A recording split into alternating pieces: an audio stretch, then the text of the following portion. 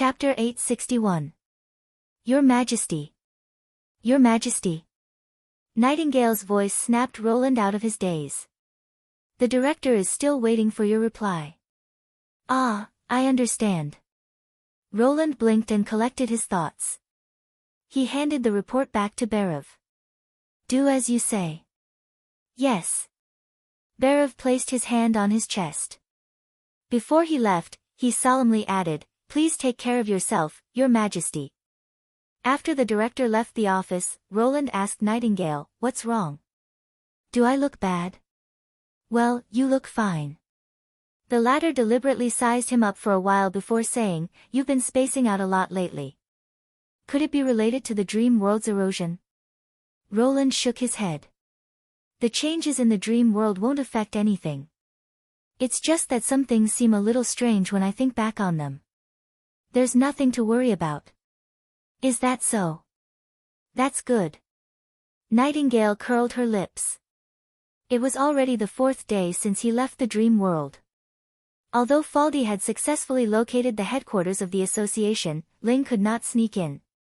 According to her, there had never been a place like that. It was built so deep underground that one could not even see their own fingers, but there was no shadow to hide in. Her head was full of light ribbons. She had waited for a few hours, but the light had never been extinguished. After the incident, Ling was rather dispirited and asked Roland to punish her, but the latter naturally rejected her without hesitation. The following tour plan was carried out very smoothly. After that, Roland did not stop bringing new tequila witches into the dream world. However, what he had seen and heard in the headquarters that day was still weighing on his heart like a stubborn stone. The entire incident, from top to bottom, revealed an indescribable strangeness. First, there was the conclusion about the membrane world. He had always thought that the dream world was a modern society filled with the force of nature in order to integrate his and Jia Luo's memories and to maintain internal self-consistency. In other words, no matter how many incredible phenomena there were, they were all rules set for the sake of self-consistency. Most of these rules were derived from his consciousness, so he could understand and easily accept them. However, what chief disciple Lan had said was completely beyond the scope of his knowledge.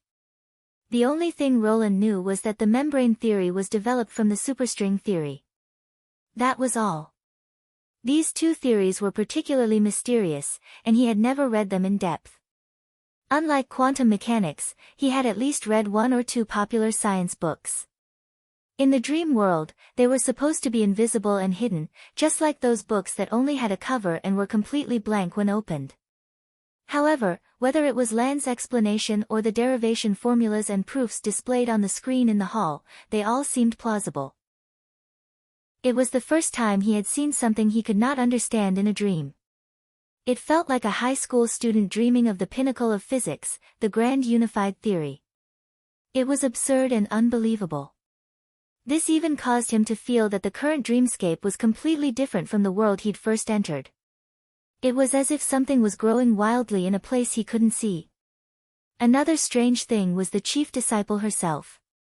After Garcia's reminder, Roland realized that martialists had better eyesight, hearing, and reflexes than ordinary people. If Lan spoke to him on the stage, not only the guards around him, but also the newcomers in the first 2 rows of the hall should have been able to hear them. However, the fact was that no one looked at the 2 of them at that time. Even though it was not a whisper in their ears, it did not attract any attention. At that time, he did not pay much attention to it, but later he remembered that a newcomer who was taken care of by the chief disciple alone would definitely attract attention. What the other party said puzzled him as well. Listen carefully to what I'm going to say. It may be helpful to you. How would talking about the origin of the erosion and the relationship between martialists and fallen evils help him? Even if he wholeheartedly wanted to join the association and become a person who could save the world, it did not matter whether he knew these things or not. All these strange signs made Roland feel a little resistant to the dream world. He planned to temporarily stop the connection with the dream world after all the gods' punishment witches had entered and enjoyed themselves once. At the critical moment of the battle of divine will, it was better to be safe. Your Majesty. Nightingale's voice came to his ears again, this time with a faint heat. You look like you're in a daze again. Ahem, I'm really fine. Roland shook his head and put aside the distracting thoughts. I just have a little more things to think about recently, so I'm a little tired. But why do I feel that your words are a little insincere? Nightingale sat on the table and crossed her legs. Could it be that in the dream world, you and those witches, that's impossible? He did not know whether to laugh or cry. I just took them to experience different flavors of food. Well, that's true. Nightingale blinked and revealed a sly smile. I'm also a little worried. I can't go to that world, so I can't protect you at all times. If they suddenly attack, it will be troublesome. After all, you've been unconscious for hundreds of years. Now that you've finally recovered, you'll definitely want to relive all the feelings of the past. There were more than 20 witches there. How could you withstand them all at once? You're getting more and more ridiculous. Roland glared at her. Who did you learn all these ideas from? Can't you put your energy into studying? Nightingale covered her mouth. I just mentioned it casually. If I had your ability, it would definitely loudly remind me that you're lying. Roland snorted. You wanted to ask this question from the beginning, didn't you? Okay, I admit it. But it's not just me. Nightingale stuck out her tongue and disappeared. I was asked to ask this question by someone. Asked by someone? Before Roland could ask who asked him to ask, there was a knock on the office door. He had to take back his words for the time being. Come in. The door opened, and a tall man quickly walked in. He then neatly closed his legs and raised his hand to salute Roland. Your Majesty, Iron Axe reporting to you. It took about 4 or 5 days to travel from the port of Clearwater to Neverwinter, and it was quite exhausting to travel all the way by ship. However, there was not a trace of fatigue on this alien officer's face. His eyes were still full of vigor and high fighting spirit. Very good. Roland nodded gratifyingly. You should already know the battle plan of Neverwinter, right? I heard from Brian, Iron Axe replied. The first army will be divided into 2 groups. They will recover Greycastle from the east and the west, and finally cross the border to attack the City of Glow in the Kingdom of Dawn. But there's one thing I don't understand. You asked Brian to take over my task and stay in the port of Clearwater to protect Miss Echo. Then who will be in charge of the Eastern Front? It seemed that he had already taken the main direction of the attack on his shoulders even before the task was assigned. Roland could not help but smile. Brian still lacks experience. It's not a problem for him to guard a place, but it's easy for him to lead an army alone. So you'll be in charge of the Eastern Front. Iron Axe was slightly stunned. Then the offensive on the Western Front. Chapter 862. When the last statistical form was handed to Berav, the director heaved a sigh of relief and waved his hand at his subordinates.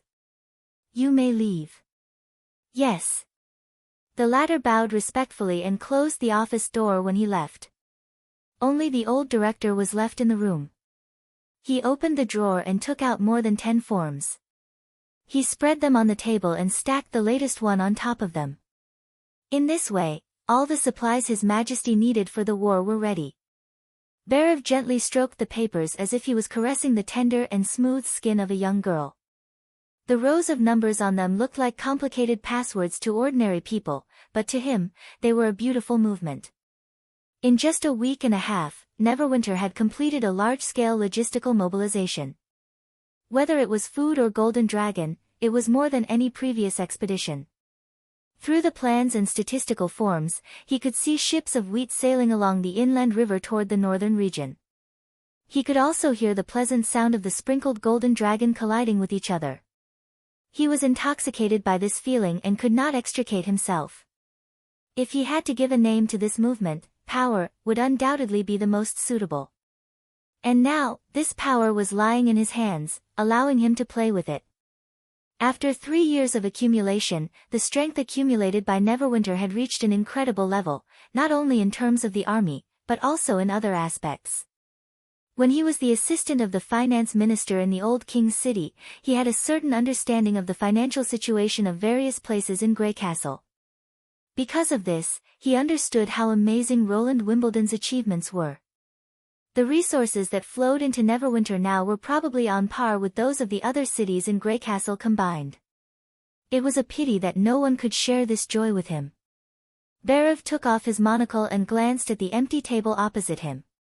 The Pearl of the Northern region was probably the only person in the entire city hall who could understand these numbers and experience joy from them. Sometimes, he often felt that she was the same kind of person as he was. But this regret disappeared in the blink of an eye. Compared to monopolizing power, there was nothing he could not give up. He stood up and walked to the window. He took out a strange coin from his pocket and spread it flat on his palm. Under the light of the late spring sun, the mountain, engraved on the surface of the coin sparkled. This was the emblem of the Witch Cooperation Association that he had found in the Western Forest 3 years ago. He had secretly kept it, originally thinking that when the church attacked the Western region, it would be used as evidence that the Lord had colluded with witches in exchange for his own safety. But now, this emblem had become his lucky charm. His Majesty, who protects the witches, is evil. Of course not.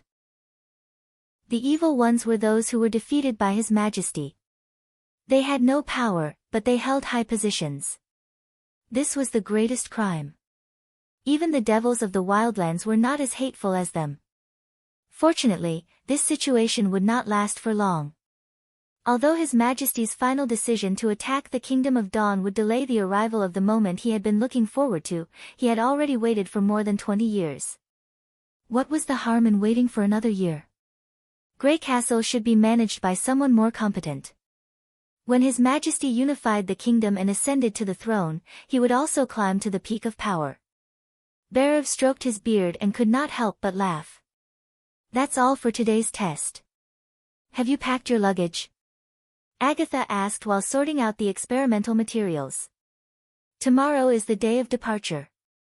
Don't forget anything. I don't have extra clothes, nor do I need to carry anything. Isabella shook her head and replied calmly. Life in Neverwinter was simpler than she had imagined. Except for repeatedly using the God's Stone to let the ice witch observe and record, she could spend the rest of her time as long as she did not leave the Foreign Affairs building. There was neither harassment nor humiliation. The relationship between witches and pure witches was completely different. Sometimes she even felt that Agatha's attitude towards her was almost the same as that towards other witches. By the way, she added, about last time, thank you for telling me. You mean the news from the church? Agatha shrugged. If it were me, I would also want to go back and have a look, whether it's to say goodbye or to end things. But let's not talk about that for now. You can't go on the road like this, it's my fault. I didn't notice that you've been wearing the same clothes. She put down the notebook and walked to Isabella with a frown. She touched her sleeves and said, it's all white here, and you're wearing winter clothes. When the weather gets hot, do you plan to suffocate inside? That's nothing. Isabella wanted to say that she had undergone harsher training, but after thinking about it, she swallowed the second half of her words. This expedition is not a matter of 1 or 2 months. Let's not talk about whether you can wash your clothes every day on the road. Even your companions can't stand it. Agatha said decisively.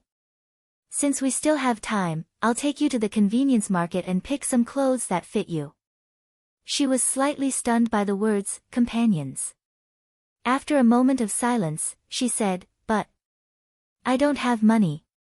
She was a person who atoned for her sins, so she naturally did not get a monthly salary like the members of the Witch Union. As long as I have money, Agatha said indifferently. Just take it as a loan. But I have to wait for 5 years. Compared to the hundreds of years that Tequila has to wait, 5 years is a very short time, isn't it? The Ice Witch interrupted. I'm afraid that the Battle of Divine will not end so easily. You can't always be like this, unless you want it to be so. She reached out her hand. So what are you hesitating about? Isabella did not answer. She suddenly felt that the sunset shining through the window was a little dazzling. In the golden afterglow, Agatha's figure gradually disappeared, leaving only the hand that was reaching out. She lowered her head and held the other's palm. At that moment, the sunlight seemed to connect with her. "Is it really okay for me to go with you?" Anna asked while lying in Roland's arms, blinking her blue eyes. He had been busy with the gods' punishment witches for a while and had not enjoyed such a private moment for a long time. Because of this, even after a long time had passed, the two were still whispering to each other, as if they wanted to make up for what they had not said before. "We've been preparing for so long. It doesn't matter if we take a break." Roland stroked her smooth back and said, "Besides, this expedition isn't just for fighting. Publicity is also very important. For example, we need to be familiar with everyone. It won't be good if we don't have an outstanding woman by our side when we attend banquets." Anna responded softly and lowered her head in embarrassment. Under the bright moonlight, Roland saw a faint blush on her cheeks. With her intelligence, she obviously understood the meaning of these words. Appearing as the king's female companion on a formal occasion was in itself a statement. "I once said that one day, all the subjects of Greycastle will know your name, even if you're a witch," he said seriously. Anna did not ask questions such as, "Will it be bad to do so?" or, "What if everyone objects?" Instead, after a moment of silence, she replied in the same serious tone, "Even if I'm a witch, I still want to be with you, no matter what happens in the future." Roland raised the corner of his mouth. This answer was indeed her usual style. "Well, then it's a deal." The next day, the docks of Neverwinter were crowded with people.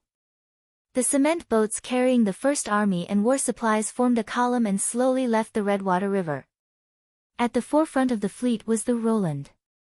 At the top of this flagship, the flag of the royal family of Greycastle with a high tower and a long spear fluttered in the wind, attracting everyone's attention.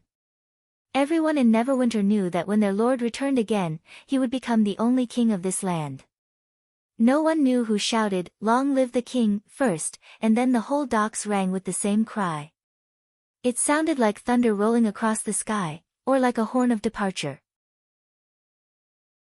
Chapter 863. On the 10th day of the expedition, on the Redwater River. Roland stood on the bow of the shallow water gunboat and looked at the sparkling river in front of him, feeling quite heroic. Behind him was a huge fleet. Although a part of it had turned around and sailed to the eastern region 3 days ago, the remaining 10 paddle steamers were still a rare sight on the river. Behind him was a huge fleet. Although a part of it had turned around and sailed to the eastern region 3 days ago, the remaining 10 paddle steamers were still a rare sight on the river. After entering the central area of Greycastle, there were obviously fewer ships, which meant that the trade center of the kingdom was moving to the western region. However, the influence of the major cities in the central region was still there. Compared with the many single-masted boats in the western region, most of the sailboats running here were much more exquisite and beautiful. Along the way, all the merchant ships they encountered along the way moved aside to avoid them. The bold sailors would lie on the side of the ship and point at the flagships made of steel in amazement. And the captains and merchants who recognized the meaning of the flag of the high tower and long spear would put their hands on their chests and bow their heads to salute this fleet. Roland was very satisfied with the wealth he had accumulated in 3 years, but he was even more gratified by the young officials trained by the city hall. They did not have a century-old lineage, nor did they have a rich family background. They just received a short-term universal education and learned to read and write. In the past, they would at most do some clerical chores for the nobles, but in Neverwinter, they gradually became the backbone of various departments. Because of the lack of a backer, the new generation of officials wholeheartedly supported Roland. Except for him, no one else would use civilians without regard for their status. Because they had never held a management position, they would carefully act according to the rules, tirelessly ask for instructions from their superiors if they encountered any problems, and did not suffer from the arrogance and conceit of the nobles. Because they were selected from ordinary subjects, they were completely hands-on. The officials of the Ministry of Agriculture led the farmers to plant wheat, and the officials of the Ministry of Construction demonstrated the characteristics of cement to the new workers. This was a common sight in Neverwinter. A strong centralized government must have a strong control over the people at the grassroots level in order to give full play to its fast and efficient potential. This just happened to meet this requirement. Of course, the leap from the civilian class to the manager was not without drawbacks. Just like a poor man who had never owned any property but suddenly received a windfall, it was easy for him to fall into the trap of greed and short-sightedness. According to the education level of Neverwinter, there was no need to mention personal qualities and professional ethics. Fortunately, Roland had Nightingale by his side. The internal investigation of the Security Bureau could effectively curb such tendencies. After several rounds of screening and severe punishment, the people who remained in the city hall basically understood the king's bottom line. The ever-growing number of young officials had become Roland's insurance to expand his influence. It could even be said that his plan to reclaim the kingdom was based on the number of available officials. Now, he finally had the foundation to unify the entire country. Inform the general staff to come to the upper observation room for a meeting. Roland turned around and said to Nightingale. They should come up with a plan on how to take over Redwater City. In fact, it was not the first time for the Neverwinter fleet to go to Redwater City. As early as half a year ago, during the tooth extraction operation, the First Army had visited this central city. Therefore, the General Staff's plan was reasonable. Your Majesty, Redwater City is a city second only to the Old King's City in the central region. It not only has a vast territory, but also has many nobles. I'm afraid we can't force the Lord to give up his power like Willow Town did a week ago. Sir Schilt, the father of the Light of Dawn, further explained, the governor of Redwater City, Earl Delta, is not an ambitious man, which can be seen from the city's tax revenue. He sits at the intersection of the inland rivers, so he can ask for more. The Delta family has been operating here for generations. Even if he gives up his fief, he won't be in dire straits. Compared with rebellion and losing his life, the Earl should make a wise choice. But it doesn't mean that other nobles will follow suit. It's not easy to unite their opinions, especially the Tri-River family and the Rock Ridge family. It's said that they don't get along well with Earl Delta. He pointed to the location on the map. And once your request is officially announced, it's likely that the opponents will gather together, just like what happened in the Western region. So we speculate that the First Army may go into battle and force them to give up their power.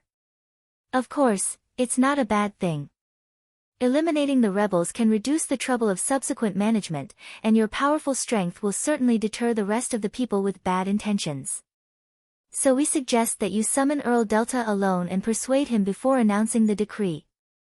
Although those nobles should more or less know your intention. If there's anyone who disobeys, you can directly send troops to wipe them out. Roland nodded and looked at the map in silence. He didn't mind using the truth to persuade the opponents. The First Army was originally used for this. But Sir Schilt's words, just like what happened in the Western region, made him a little worried. At that time, it took longer to wipe out the 5 big families than to conquer Longsong's stronghold and King's City.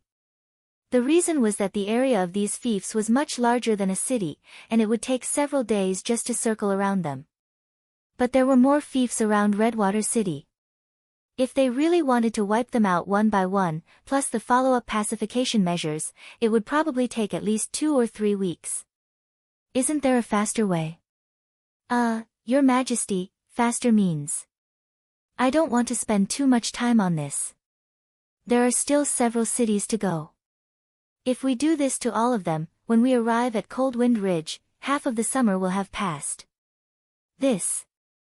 Sir and the others were speechless for a while. There is a way, but it may damage your reputation, Edith suddenly said. Call them together and announce it on the spot. Oh. Roland looked at her. Go on. I've encountered the same problem as you, but it was even worse. The Pearl of the Northern Region briefly described her scheme against the House family and the Lista family. If we followed the tradition of the nobles and expressed our intentions before acting, I'm afraid the northern region would still be in their hands. After listening to her plan, everyone in the advisor department could not help but gasp. Your Majesty, this. It's hard to convince people without evidence and without a trial. If this gets out, I'm afraid other nobles will be suspicious. Have you forgotten that besides His Majesty, there shouldn't be any other nobles in Grey Castle? Edith spread out her hands. In the past, when the nobles dealt with civilians, they didn't need a trial. Speaking of this, she looked at Roland. But whether to do this or not depends on you. After all, things like reputation. Only the winner has the right to write history, Roland interrupted her. For example, if you don't say it, no one will know you've done such a thing. I have to thank you for your trust in me. In addition, this matter will not be spread. As for the takeover plan of Redwater City, we'll do as you think. Then he saw a strange light in Edith's eyes. At that moment, the pearl of the northern region's breathing seemed to quicken. However, she quickly concealed her expression and lowered her head. Chapter 864. In the mansion of Rock Ridge, Earl George Neri finally received the messenger from the western region. He opened the letter and read it quickly. His face became gloomier and gloomier. What does the letter say? A restless baron asked. From the river god emblem on his chest, it could be seen that he was a member of the Leviathan family, whose territory was located at the intersection of the rivers. It was a well-known family in the area. And there were more than 20 nobles like him in the study. It could be said that half of the nobles near Redwater City had gathered here. George looked at him coldly and did not answer immediately. Instead, he handed the letter to Guy Urien, the Earl of Tri-River. After Guy Urien read it, George said slowly, Roland Wimbledon deprived the Lord of Willow Town of all his power and occupied his territory. Did the new king really do that? What the hell? Then is the purpose of his trip really like what the previous news said? He wants to take back all of our titles. Why? It was passed down from my grandfather's generation. Willow Town is too close to Stronghold and small, but it doesn't mean that Redwater City will do the same, right? Someone suddenly said. He didn't swallow King's City before, which means he can't swallow it anymore. Maybe we should wait and see. Hearing this, George could not help laughing out loud. Is Redwater City farther away from the western region than the city of Evernight? Is your territory bigger than the whole northern region? Are you blind or stupid? It's not like Roland Wimbledon wants to take back the power of all the nobles. The example of the northern region is right in front of you, and the news of the merchants repeatedly mentioned this. Now, even Willow Town has become a living proof, and you're still wondering if you're the next unlucky one. Please watch your words, Your Excellency. These mean and rude remarks made the nobles frown. Let me do it. Guy waved his hand at the Earl of Rock. In fact, you all know that our new king is definitely not an ordinary person. After being sent to Border Town, everything he had done was beyond imagination. It was meaningless to use the previous rules and experience to measure the gains and losses. I also asked someone to go to the western region to inquire about it. Roland Wimbledon has no intention of hiding his thoughts at all. No more land, only titles for the nobles. These have basically become the slogans of his territory, and they are openly hung in the city square. His calm tone calmed everyone down. You may say that Redwater City is not his territory, but Longsong's stronghold was not his to begin with, let alone the northern region. Roland Wimbledon will become the king of Grey Castle sooner or later. At that time, even if he claims that the whole kingdom is his territory, we can only accept it, and this is almost certain. Guy paused.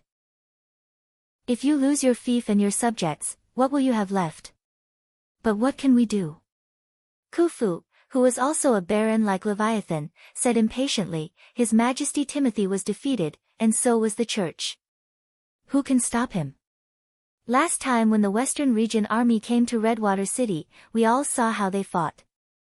Within 100 steps, anyone who touches the snow powder weapon will die, and even the heavy armor knight can't get close. This kind of power is not something we can compete with." His words aroused a chorus of agreement. "Of course there is a way," George said coldly.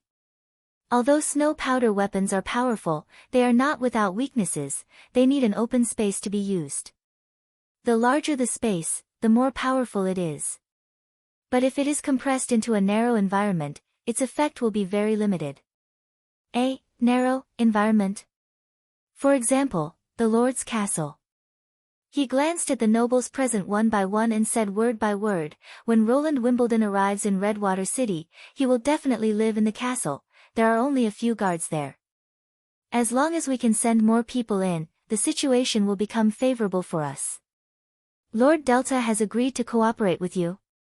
Leviathan asked in surprise.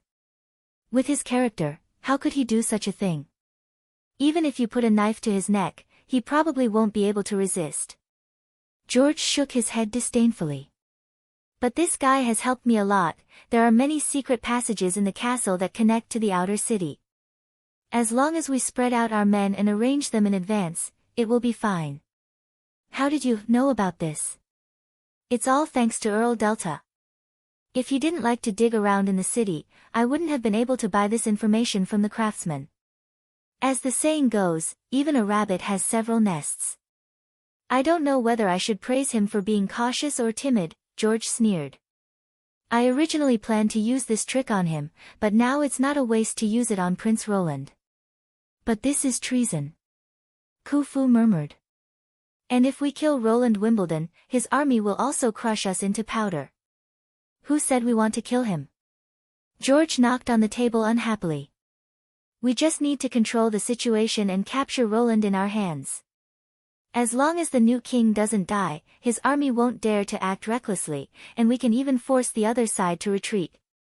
Once this news spreads, those nobles will undoubtedly stand on our side immediately. Don't forget, his actual control is only in the western region.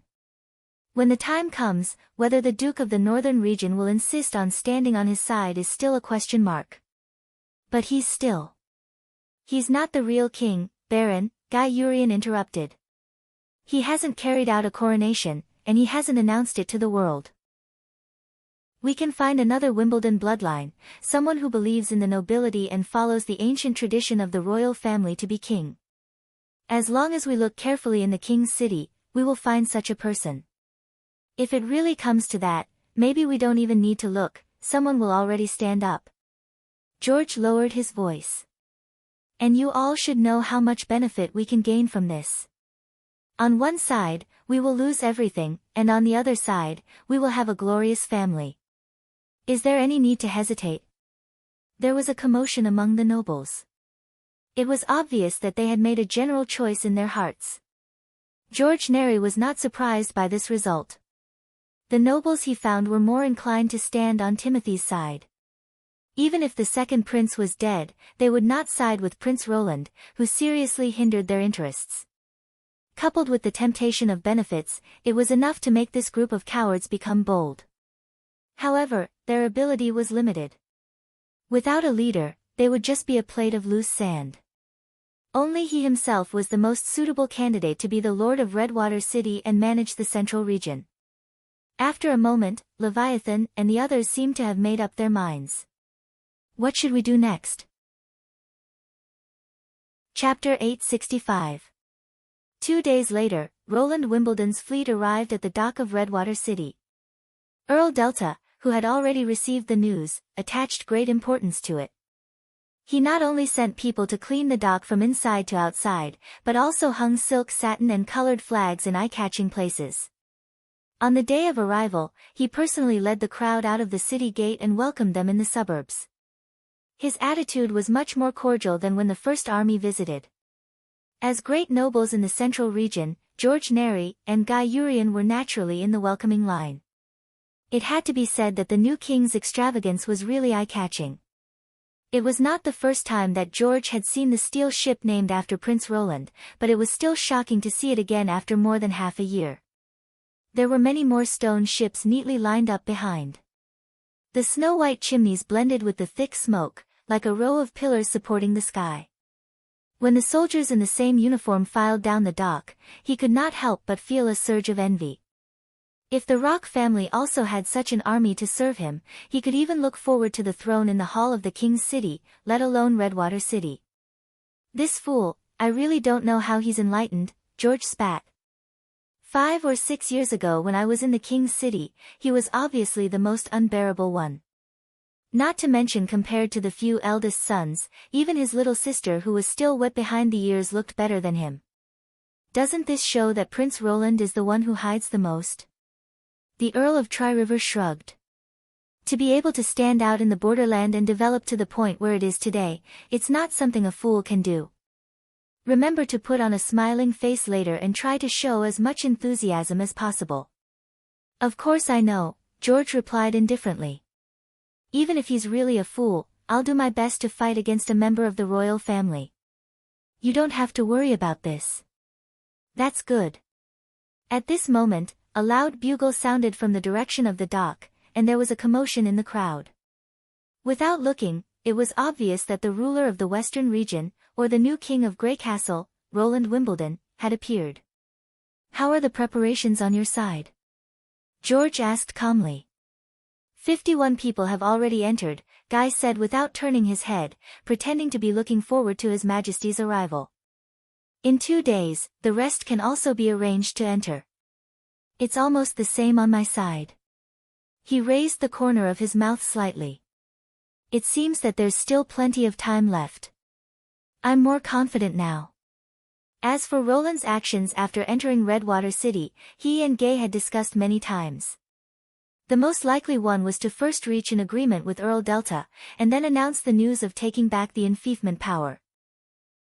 After all, Redwater City was a big city, and there were many nobles with territories around it, so it would be impossible to settle the battle as quickly as in Willow Town. Taking into consideration Delta's indecisive nature, this decision would probably cause him to toss and turn for 2 to 3 days before he could make a decision. In addition to waiting for the news to spread and the time for the other nobles' emotions to ferment, it would be enough for them to quietly fill the new secret passages with sufficient manpower. After that, as long as the midnight bell rang, they would rush into the castle together, rendering the snow powder weapons useless. With the absolute advantage in numbers and favorable terrain, Roland Wimbledon would not be able to escape. He's here, Gay reminded. George immediately put on a smile and moved forward. The first row of the line was for the Lord's family members, and the second row was for the great nobles like them. Earl Delta was accompanying the new king, introducing the greeting with a fawning face. Seeing his round face, which was smiling so widely that his eyes could hardly be seen, and his double chin, which kept shaking, George felt nauseous. If he remembered correctly, when Timothy had led his army through Redwater City, the Lord had also flattered the second prince in the same way. Your Majesty, this is the Lord of Rock Ridge, Earl George Neri. Earl Delta finally walked in front of him. My respects to you, Your Majesty.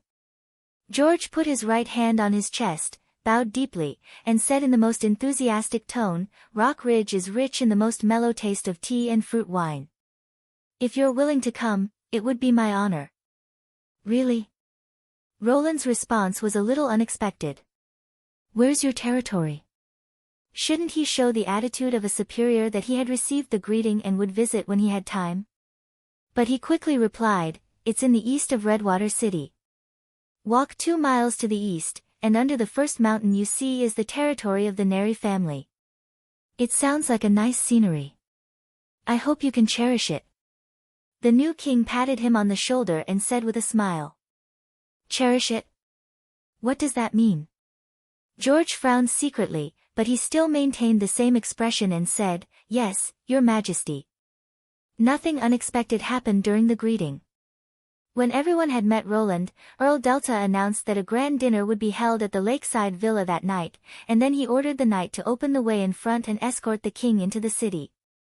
Everything went as he had planned, or even better.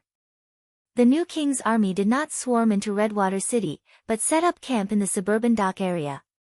Roland was accompanied by less than 100 guards. In this way, after moving into the castle, there were probably only about 20 people who could guard the bedroom at all times. The result was a foregone conclusion. But somehow, he felt a little uneasy. The smile on Roland's face did not seem to be a smile for him. But he could not tell the specific meaning of it. He just felt an inexplicable chill lingering in his heart. George shook his head and suppressed all the distracting thoughts in his mind. Maybe I was just mistaken. He thought to himself, even if Roland has any ideas, they will disappear the moment he enters the castle. When the new king falls into my hands, I might as well talk to him about what happened today. At that time, he did not need to flatter him, and Roland should not be in the mood to show such a strange smile. The night came as scheduled. All the citizens knew that the last prince of the Wimbledon royal family was now in Redwater City, and he was very likely to be the king in charge of the whole Grey Castle. Therefore, it was like a festival in the city. The vast inner city was brightly lit, and the lakeside villa was even brighter. It had always been a place to entertain distinguished guests. The banquet hall was built on the big lake connected to the Redwater River, supported by dozens of century-old larch trunks, and connected to the shore by a trestle-like corridor. Running water could even be seen in the hall. In order to please the new king, Earl Delta spared no effort to serve all the seasonal delicacies in the surrounding areas, some of which even George had never seen before. But his mind was not on the food. In addition to paying attention to Roland Wimbledon's actions, he also needed to be wary of the nobles who were close to the Lord of Redwater City. When the new king appeared in the banquet hall, he could not help but frown. Chapter 866. Edu counted silently. There were a total of 10 people on the other side, which did not exceed the usual ostentation of the royal family. 6 of them were obviously guards, wearing short robes and leather pants that were convenient for movement. After entering the hall, they spread out and occupied several corners. It was not strange for the lord to have female guards. He kept 2 of them in his mansion. He did not expect them to be very powerful, but they were used to improve his taste, especially when he was hunting in the wild. Whenever he took off the leather armor that was more tempting than it was protecting and pressed the other party into the mud, he would always be in high spirits. But it was strange to bring them to such a formal occasion. There was an insurmountable gap in strength between women and men, which was determined at birth. Therefore, most of the outstanding guards and knight were male. No one would bring these vases as attendants when they were not looking for fun. What's more, these people's appearances were simply hard to look at. Edu was not picky, but no brothel in Redwater City would let such women in. Not only were their facial features ugly, but their skin was extremely rough. They seemed to be in their 30s or 40s, with wrinkles and dark spots that almost spread from their foreheads to their cheeks. Although their bodies were well proportioned after a long period of exercise, as long as one saw their faces, one would lose all interest. Did Roland Wimbledon like this kind of woman? However, when he looked at the woman who was holding the new king's arm, he immediately rejected his guess. She was a young woman who looked impeccable from every angle. Her lake blue eyes were like transparent gems, making it hard to look away. He had no doubt that they were the most beautiful eyes he had ever seen. Her appearance brought a brief silence in the hall. Even Edith Conte, the pearl of the northern region, had not caused such an effect. If she had not been so close to the new king, most of the nobles would have swarmed to her. The last 2 wore veils, as if they did not want others to know what they looked like. It was not improper to dress like this, but it was very rare at a banquet.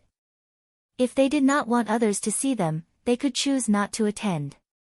This kind of dress would be more eye-catching. Would you like a glass of wine? At this moment, Guy came over with 2 glasses of wine. Thank you.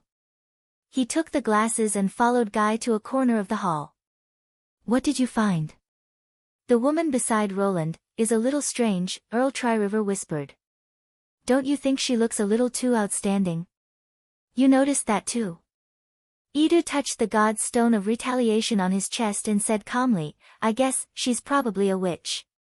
I think so too. If she's a woman from a big family, it's impossible that we haven't heard of her. It was not a secret that Roland was recruiting witches. Similar news had spread from King's City to Redwater City. At first, it was only spread by rats. Later, when the king's city was changed and the church was uprooted, it became more and more popular. The persecution of witches and the like gradually subsided. No one wanted to annoy the new king because of this matter, but few nobles took the word recruitment seriously. In their view, witches played the same role as female guards. They were usually kept by their side to admire, and when needed, they could use witches at will. After all, the appearance of witches was obvious to all. Even when the church and Timothy strictly searched for witches, some people could not help but take risks. But it was hard to understand why he brought a witch to the banquet. Was it because the new king no longer worried about his private life after so many victories, or did he really think of that woman as? The second thought had just emerged, but Edu threw it to the back of his mind. Witches could not bear children, which alone made it impossible for her to become a legal wife. Bringing a witch to the banquet should be a whim of the king. But this was also good. When Roland fell into his hands, it would undoubtedly be an excellent, incriminating evidence. To put it lightly, it was a disregard for etiquette and aristocratic traditions. To put it more seriously, it was an insult to the women brought by other nobles. Of course, this accusation had little impact on the members of the royal family, but for the witch, it was an unforgivable felony. As for how to deal with it, it was up to him. The Earl of Tri-River obviously saw through his thoughts. He grinned and said, "You can't enjoy it alone. I can forget anyone but you, my old friend." Edu raised his glass and said, "I'll definitely let you enjoy it first." The two looked at each other for a moment and could not help but laugh. The banquet went smoothly. After toasting with the new king, it was time for free activities. The nobles gathered in groups according to their titles and genders. The men talked about the recent hunts, harvests, and romantic encounters, while the women talked about which shops had the smoothest silk and the most luxurious jewels. Edu Neri was also surrounded by many nobles. At least their momentum was no weaker than that of the Lord of Redwater City. Some of the former fence-sitters also came to his side. Apparently, they had heard the rumor that the new king was ready to take action against his fief. This made him feel more confident, and even the inexplicable uneasiness he had felt before was somewhat diluted. That was right, time was on his side.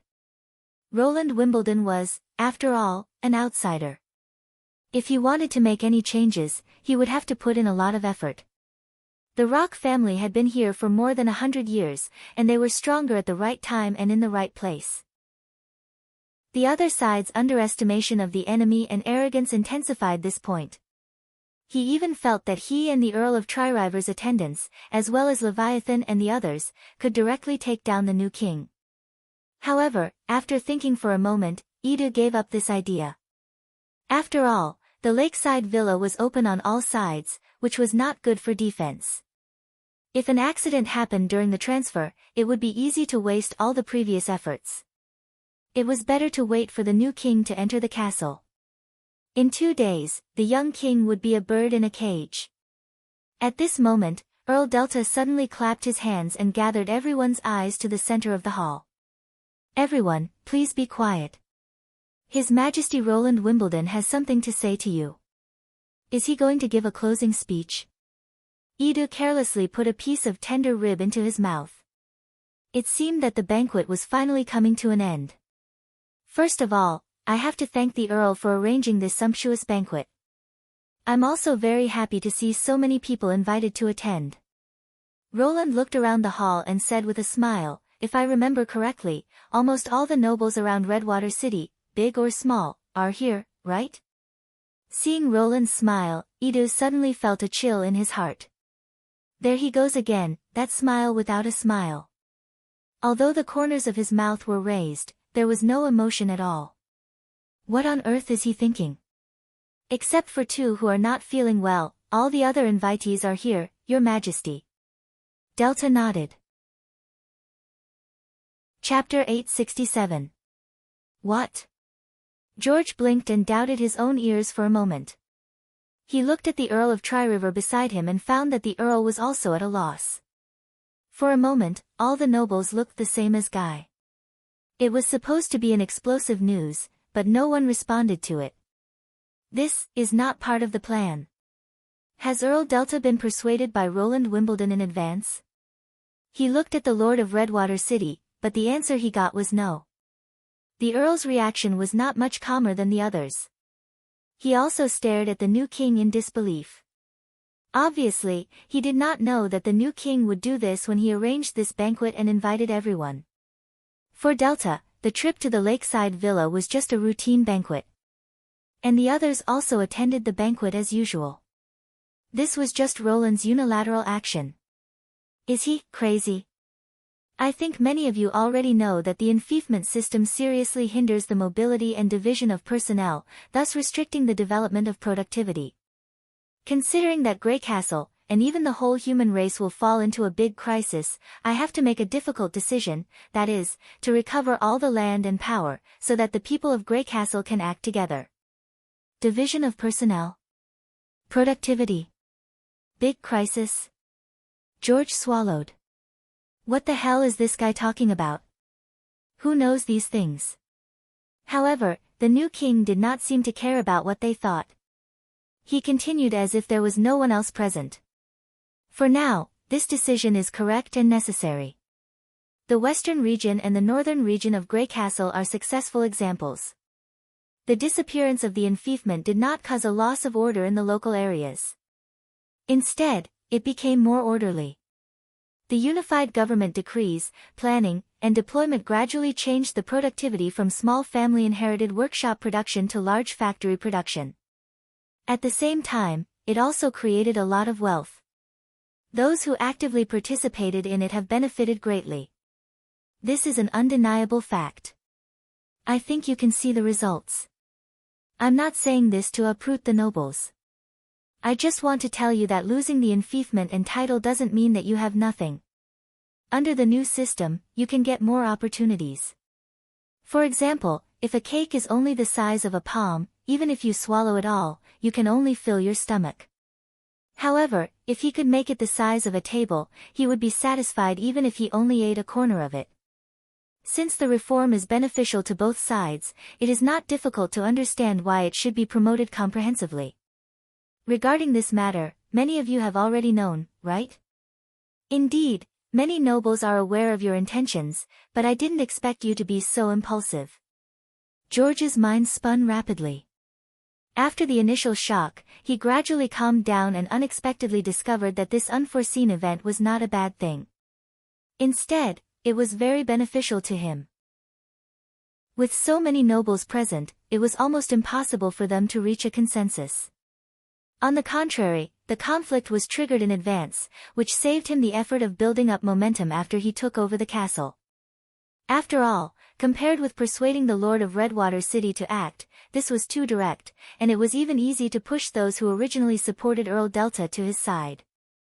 Sure enough, after the nobles came back to their senses, someone said, "Your Majesty. I don't know much about the specific situation in the northwest and northwest. Can you give me a few days to think about it before giving you an answer? Yeah, this kind of thing is too important. I have a few relatives. I can't make the decision alone.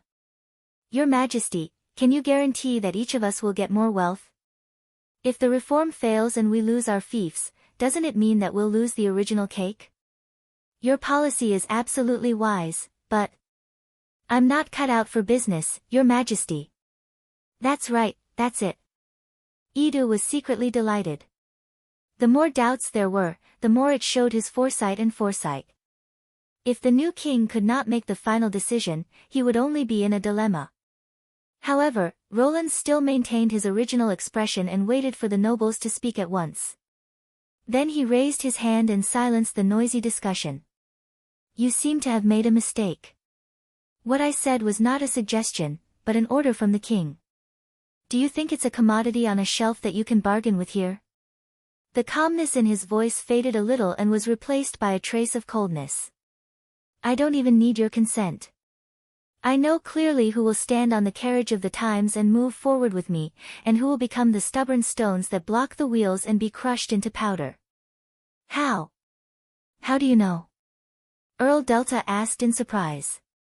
The smile on Roland's face grew wider. Because I can see through people's hearts. What did you say? It's normal to doubt something beyond your understanding. Roland turned to Edith and said, in that case, I'll demonstrate it to you. The Pearl of the Northern Region nodded and smiled at the nobles. Your Majesty's ability is easy to prove. As long as you repeat what I said, you'll immediately understand that no lie can be hidden under the mind-reading spell. The reason why the Wimbledon family could become the ruler of Greycastle is precisely because they have mastered this ability. But I have to say something first. If you don't repeat what I said, you can only be treated as crushed stones. Farce, this is simply a farce. George Neri snorted in his heart. There's no such thing as mind-reading. If it were a witch, it would be more believable. However, he was still wearing the God's Stone of Retaliation, so he was not afraid of being bewitched by the demonic power. Although he wanted to call for everyone to boycott this farce, he found that few nobles in the crowd objected. From their expressions, it was not that many of them believed in this statement, but they were waiting for Edith to speak up, thinking that it would not hurt to give it a try. He did not know whether they wanted to see the new king make a fool of himself or did not want to completely offend him. Edith raised the corner of her mouth and said, please listen carefully. The first sentence is, I fully agree with His Majesty's new policy and I'm willing to actively cooperate with the officials sent by Neverwinter. The nobles did not take it seriously and repeated what she said. Some could not help but chuckle. Obviously, they thought it was quite funny. None of them are telling the truth, Roland quickly answered. Although it's a pity, it's normal. If it were me, I probably wouldn't be so easily convinced by a king who stays in the border area of Greycastle all year round. Please continue. Wait, something is wrong. George frowned. Is there really a king who can accept this calmly? He was the Lord of Rock Ridge. Even though he knew that not all his subjects wholeheartedly obeyed him, he still did not want to hear them say so. Shouldn't he feel embarrassed and angry at this time? Why is Roland Wimbledon so calm? Chapter 868. This time, the situation changed. After the retelling, 4 people were led out of the crowd by the guards of the new king. The nobles could not help but be in an uproar. Your Majesty, this. Ah, you guessed it right. The 4 of them are telling the truth. Roland spread out his hands and said, those who are willing to try are qualified to get on the train. In the face of change, the courage to try is the most valuable. Then he looked at the selected nobles and said, do it well and don't miss the opportunity. Yes, yes. Your Majesty. The 4 people were flattered. Nonsense, George could not help but roar in his heart. Courage? Qualifications? Stop joking. These guys were just barren on the verge of poverty. Their territory was barren, their output was meager, they were not good at management, and they lacked manpower. This was the true portrayal of them. Of course, there was no reason to be reluctant to part with the land that could not make ends meet. The only reason they kept it was just to cover up their identity. Basically, they would not even receive an invitation to dinner. How could they be the focus of the new king? Or could it be that, these people had long been in cahoots with Roland Wimbledon to play this absurd game? Wait. He suddenly thought of a rumor, a sensational story from King's City. There were only a few people who personally experienced this story, but it was indeed related to Prince Roland. It was said that after he captured King's City, he held a trial in the Holy Temple of the Twin Towers to judge the crimes of those great nobles. Judging from the aftermath, the nobles who held real power in King's City were almost wiped out, and Timothy was sentenced to death by hanging. So it was not so much a trial, but rather an eradication of dissidents. However, the process was full of strange colors. It was said that Roland used a quiz game to convict the nobles. If one of the 10 questions was answered incorrectly, he would be sent to prison, and the basis of the arbitration was the legendary mind reading. At that time, George disdained this theory and thought it was just a rumor made up by the nobles who luckily escaped punishment to cover up their guilt and timidity.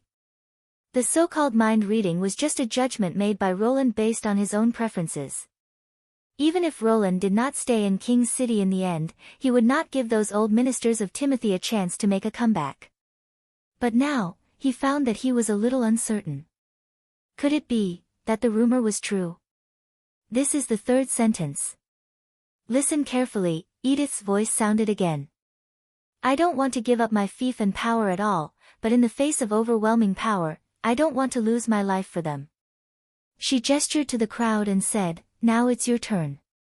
The atmosphere in the hall gradually changed. Earlier, there were still people who did not care and repeated the speech casually.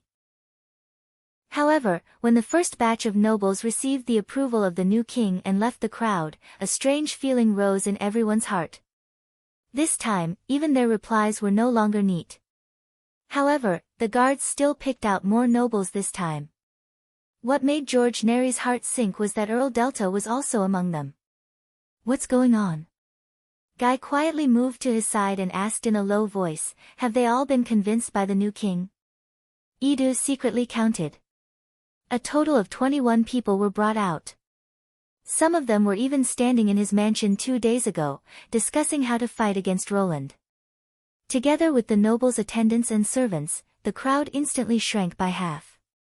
No, it's impossible. If Roland contacted so many people, it's impossible that I didn't notice it.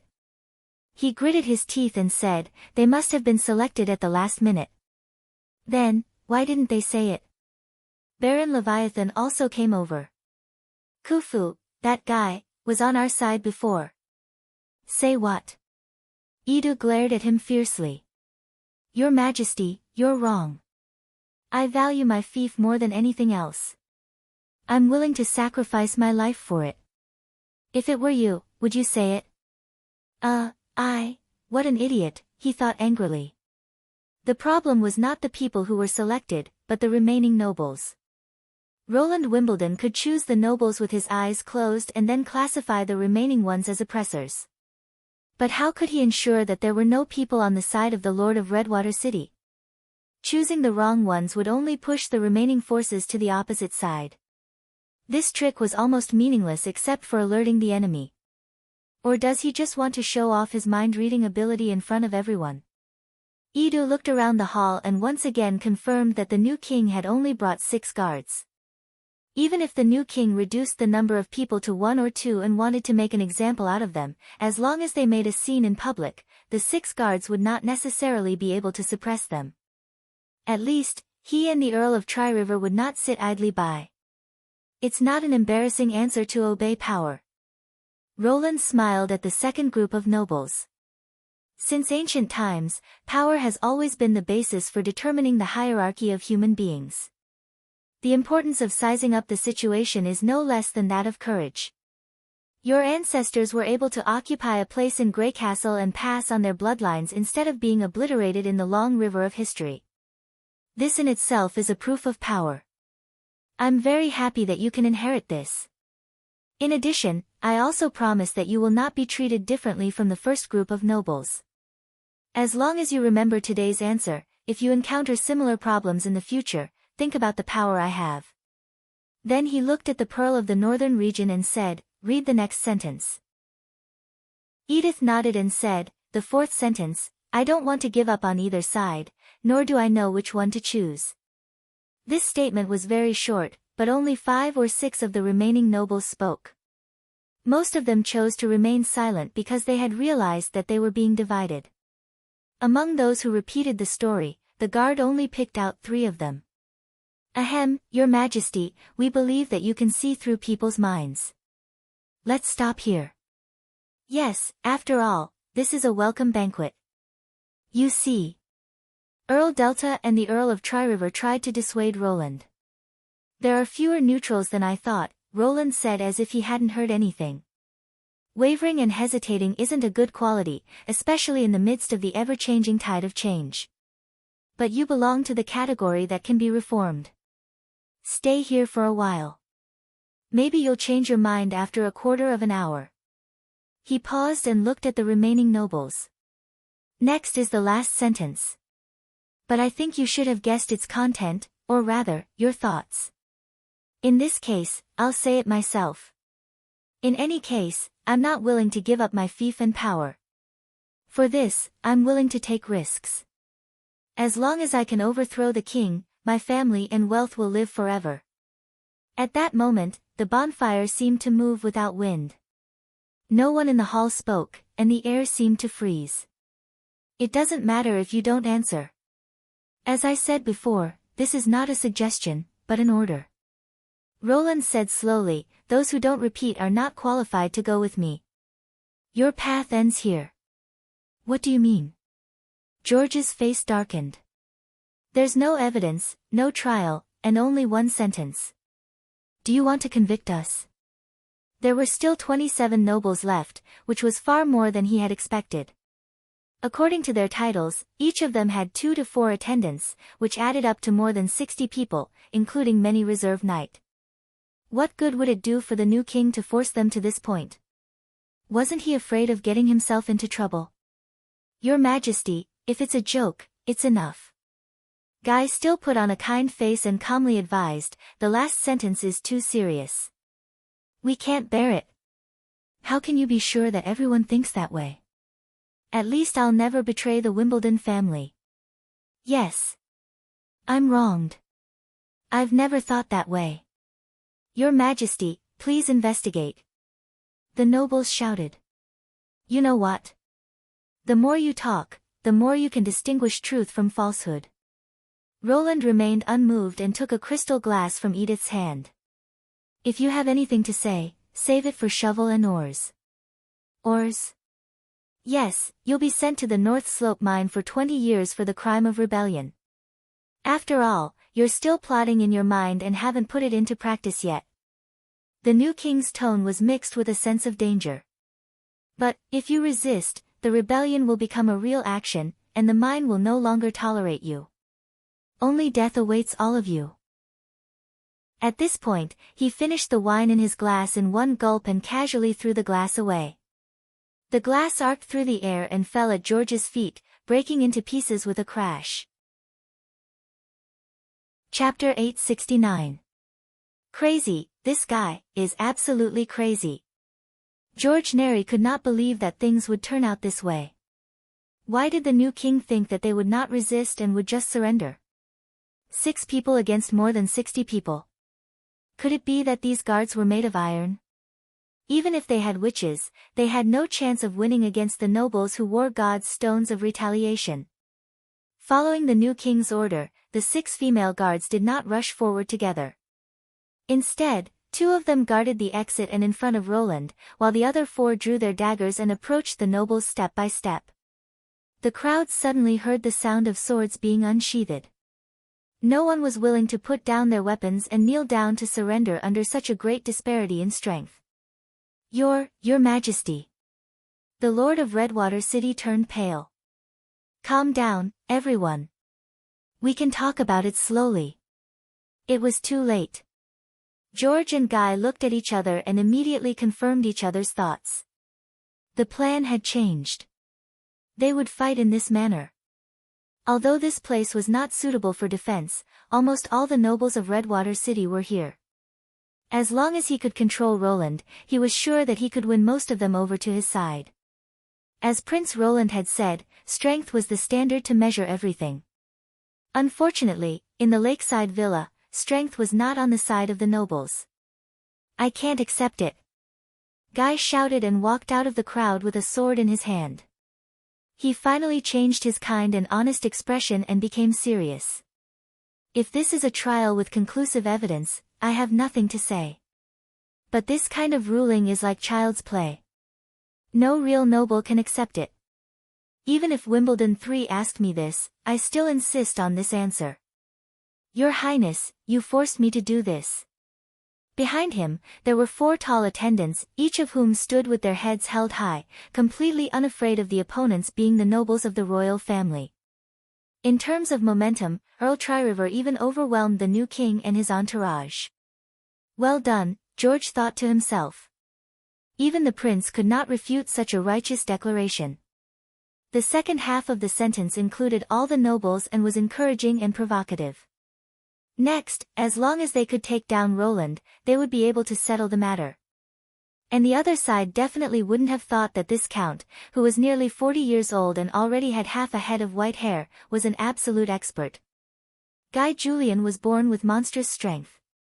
At the age of 15, he led 2 night knights to wipe out a group of bandits at the mouth of the river. After he became an adult, he was even more proficient in all kinds of weapons, and it was difficult for him to meet a match in competitions between nobles. Some people called him Gay the Giant and believed that if he was not a great noble but a knight, the history books would record the title of the strongest knight. As for the 4 attendants, all of them were at the level of a knight. As long as they could stall the new king's guard for a while, Roland Wimbledon would not be able to resist the Earl of Tri-River at all. "Go and help him," said George to his valet. "Keep an eye on Miss Edith." "Yes." A few more people stepped out of the crowd. Facing Guy, who was striding forward, the smile on Roland's face did not diminish at all. Instead, it became more intense, as if he was completely unaware of the current situation. George could not help but clench his fists. "Laugh, this is also your last moment. You won't even have the chance to cry later. Go." When the distance between the two sides was less than 10 steps, Guy suddenly sped up and slashed at the female guard with his sword. His strength was so great that people could even hear the whistling sound of the sword breaking through the air. This attack could only be dodged, not resisted. Once the guards stepped aside, there would be no one in front of Roland. Ding, stab, then George heard 2 sounds. The former was the crisp and pleasant sound of metal colliding, and the latter was the subtle sound of the blade and the flesh touching each other. Half of the long sword flew into the air, spun several times in the air, and then stabbed into the wooden floor upside down. Then came the head of the Earl of Tri-River. It slid smoothly down from the neck and hit the floor with a thud. After bouncing twice, it stopped moving, and the blood from the stump drew a bright red arc. What the hell happened? How could the enemy cut off Giant Guy's neck with just one sword? How is this possible? However, before he came to his senses, there were sounds of swords clashing and chaotic screams around the crowd. The sword was like a signal, and the 4 female guards attacked from several directions at the same time, immediately setting off a storm of blood. George was horrified to find that these people were almost too fast to be seen with the naked eye, and their strength was astonishing. Anything in their hands could become a deadly weapon, even fists and fingers.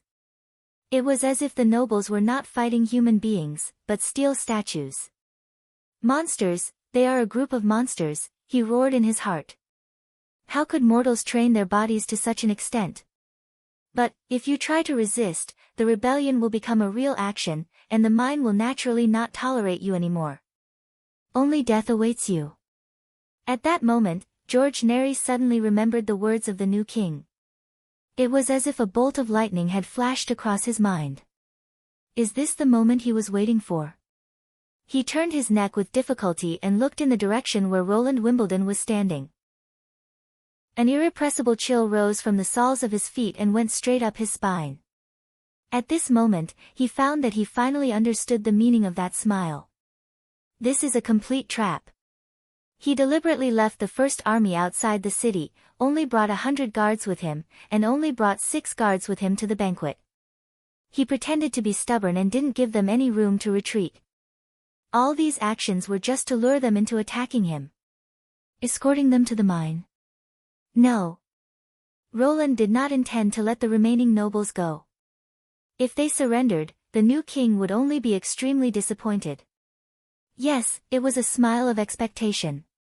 He expected them to follow the path he laid out and step into the abyss, and he expected them to dig their own graves.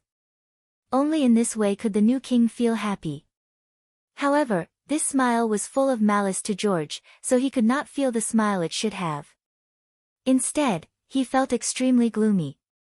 Let us go. Your Majesty, I surrender." "Me too. The Leviathan family swears allegiance to you. I'll give you anything you want. I beg you to forgive me." The situation took a turn for the worse. Seeing that the situation was not good, the nobles knelt down and begged for mercy.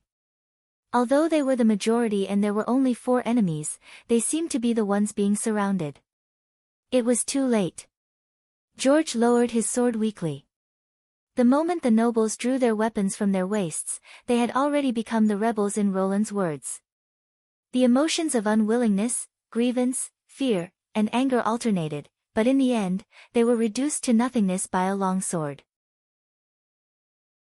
Chapter 870. It was a wonderful feeling. Edith took a deep breath and savored the smell of blood in the air. She also felt the fear spreading in everyone's heart. The encirclement was shrinking rapidly. The so-called resistance only lasted for a short time before it was broken by the unstoppable attack of the gods' punishment witches.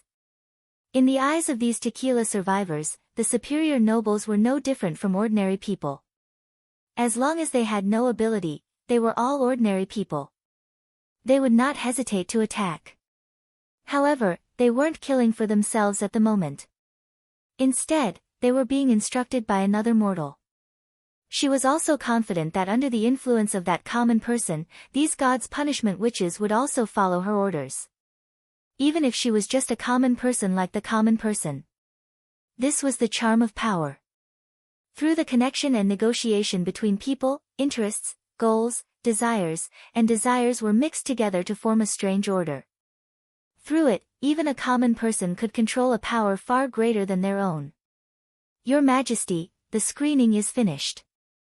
When the last person fell, number 76, Phyllis dropped her sword, which was full of cracks, and turned to report to Roland. More than 60 corpses were lying in a mess. The blood that flowed out condensed into dark red lumps, which looked like hot wax in the light of the bonfire. All the nobles who were still alive looked pale and did not dare to make a sound, for fear that they would become the next corpse. As for the 3 waivers, they had already collapsed on the ground, trembling. If she asked the same question again, even without Nightingale, she knew how they would answer. With fear, loyalty would be guaranteed. Of course, none of the nobles who were eliminated were innocent. During the first half of the banquet, Isabella had erased all the gods' stones of retaliation they wore. With Nightingale's ability to detect lies, it was not a problem for her to say that she had read minds. Their biggest mistake was to overestimate themselves. The great nobles who ruled a territory and controlled the life and death of thousands of people were still vulnerable in the face of a higher level of power. After this war, half of the fiefs around Redwater would be swept away.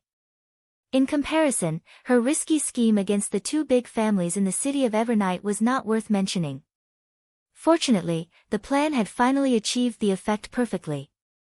His Majesty had given her enough trust. From the witches to the tequila survivors, every step was performed according to her arrangement.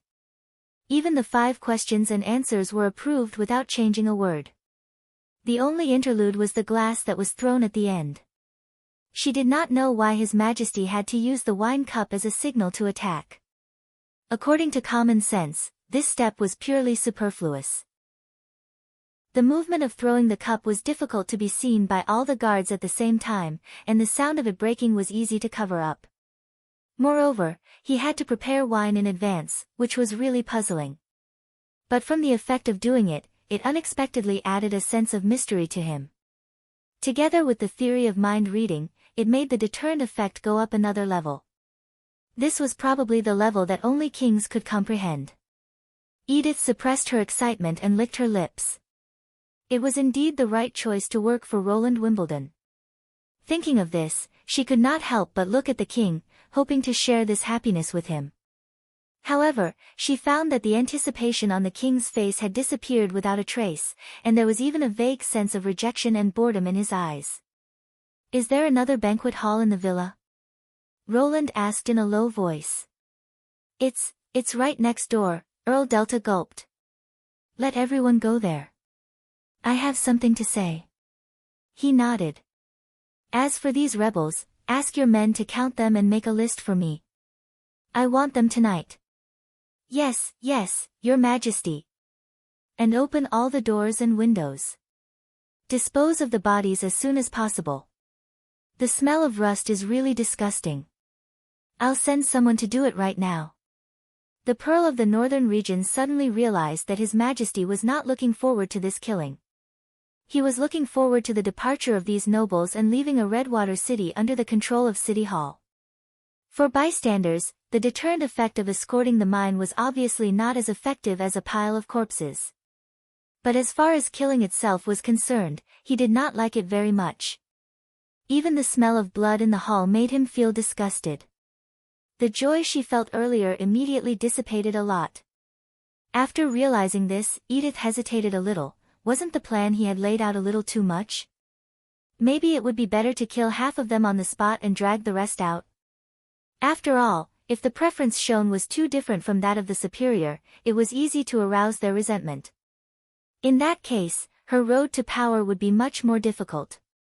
After everyone moved to the next hall, Roland finally relaxed his knitted brows. He cleared his throat and said loudly, "Don't worry, everyone. Only the rebels will be severely punished. Now that the rebellion has been quelled, the most urgent task is to restore the order in Redwater City, and we still need your help and cooperation. Please give us your orders, Your Majesty." The nobles all knelt down and said. Roland nodded with satisfaction. "Get up. This is the first task I'll give you. After the fief is returned to the king, the original boundaries will be meaningless. I need you to gather in Redwater City, not only the mansions, but also the freedmen, serfs, and domestic animals in the fief. But, Your Majesty, if you move all the people in the surrounding area here, Redwater City will not have enough food to feed them." Earl Delta bit the bullet and said, "Even if you arrange all these people to work in the fields, there is not enough farmland nearby to cultivate. If you forcibly drive them away, I'm afraid it will cause famine and riots. First of all, this year you will plant a kind of wheat called Golden 2, which has a yield close to 10 times that of ordinary wheat.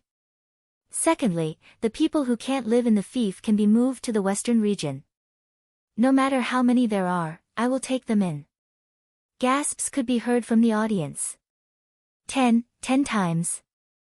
Does such wheat really exist? But our subjects. After you take back the fief, those people will naturally not be your subjects anymore.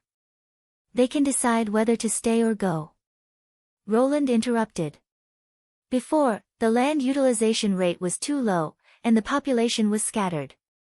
There were only a few thousand people in an autonomous territory of tens of thousands of acres, which was extremely inconvenient for the implementation of the policy.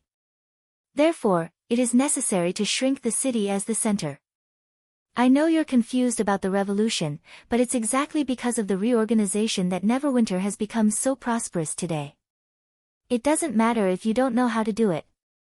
There will be people who will teach you how to benefit from the reform."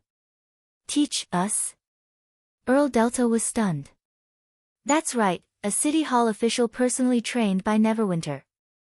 They will form a management department to replace the former lords and govern the various areas for me.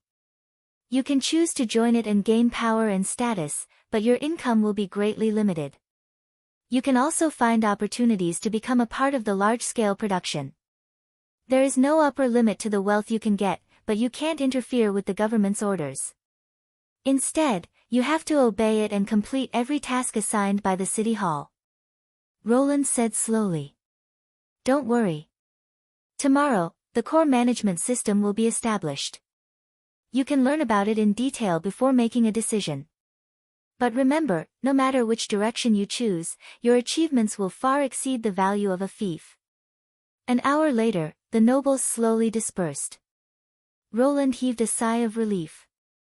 So, Redwater City is under control. Next, there are Silver City and the Old King's City. But the latter has been cleaned up and only needs to be managed by simple arrangements, Edith replied. "I don't know how the other road is going." He looked out of the window. At this time, the moon had already risen in the sky, and the quiet lake seemed to be glowing with a silver light. If there is no accident, Iron Axe should be able to arrive at Valencia tomorrow. Probably. Edith's heart skipped a beat. She thought of the conversation she had with Iron Axe before she set off and Roland's expression today. She suddenly felt a little uncertain. I hope everything goes well. Roland shrugged. You go back to the general staff. You have a lot of work to do tonight. According to the plan, after getting the list of rebels, the First Army would split up that night and clear out their territory as quickly as possible. This was why the army was stationed outside the city. Yes. Edith said absent-mindedly. I'll take my leave. By the way, Roland stopped her when she walked to the door of the hall. What a wonderful plan. Well done. Well done. Is that so? His Majesty doesn't mind what I've done. At that moment, the Pearl of the Northern Region felt an unprecedented sense of satisfaction. So that's how it is. She suddenly understood her direction on the road to power. Since His Majesty didn't want to get involved in these plans and tricks, she would be the one to carry them out. And this was exactly what she was good at. Chapter 871. Is that Valencia? Iron Axe turned the telescope and looked at the city in the distance. It was gray and brown in color. According to the map, it should be it. After all, there's only one San Juan River, so it's unlikely that we got the wrong direction, the adjutant Birpo replied. Like Iron Axe, he was a hunter from border town and was one of the earliest people to serve the Lord. It's a bit strange. He frowned. What's strange? Valencia is the main city of the eastern region and a major trade center of Greycastle. The old King's City, Eagle City, and Valencia form the prosperous central region of the kingdom. I've even heard of it when I was in the southernmost region, Iron Axe explained. Iron Axe explained, but don't you think the number of merchant ships we've encountered these days is pitifully small? I don't know. Beerpaw shrugged. Maybe the previous pirate attack scared the merchants out of their wits and they don't dare to do business here anymore. The attack happened 2 years ago. No matter how serious the looting was, it should have recovered by now. The city wall in his sight was ugly and bloated. The brown wall seemed to have been deliberately widened. Perhaps due to the lack of stone, the new wall was made of red mud mixed with a lot of gravel and wood. It looked like the rubble wall in the early days of Border Town. In addition, the surface of the wall was covered with a layer of shiny stuff, which Iron Axe could not see clearly because of the distance. The new and old walls were stacked together, which doubled the width of the top of the wall. However, this transformation was not very thorough.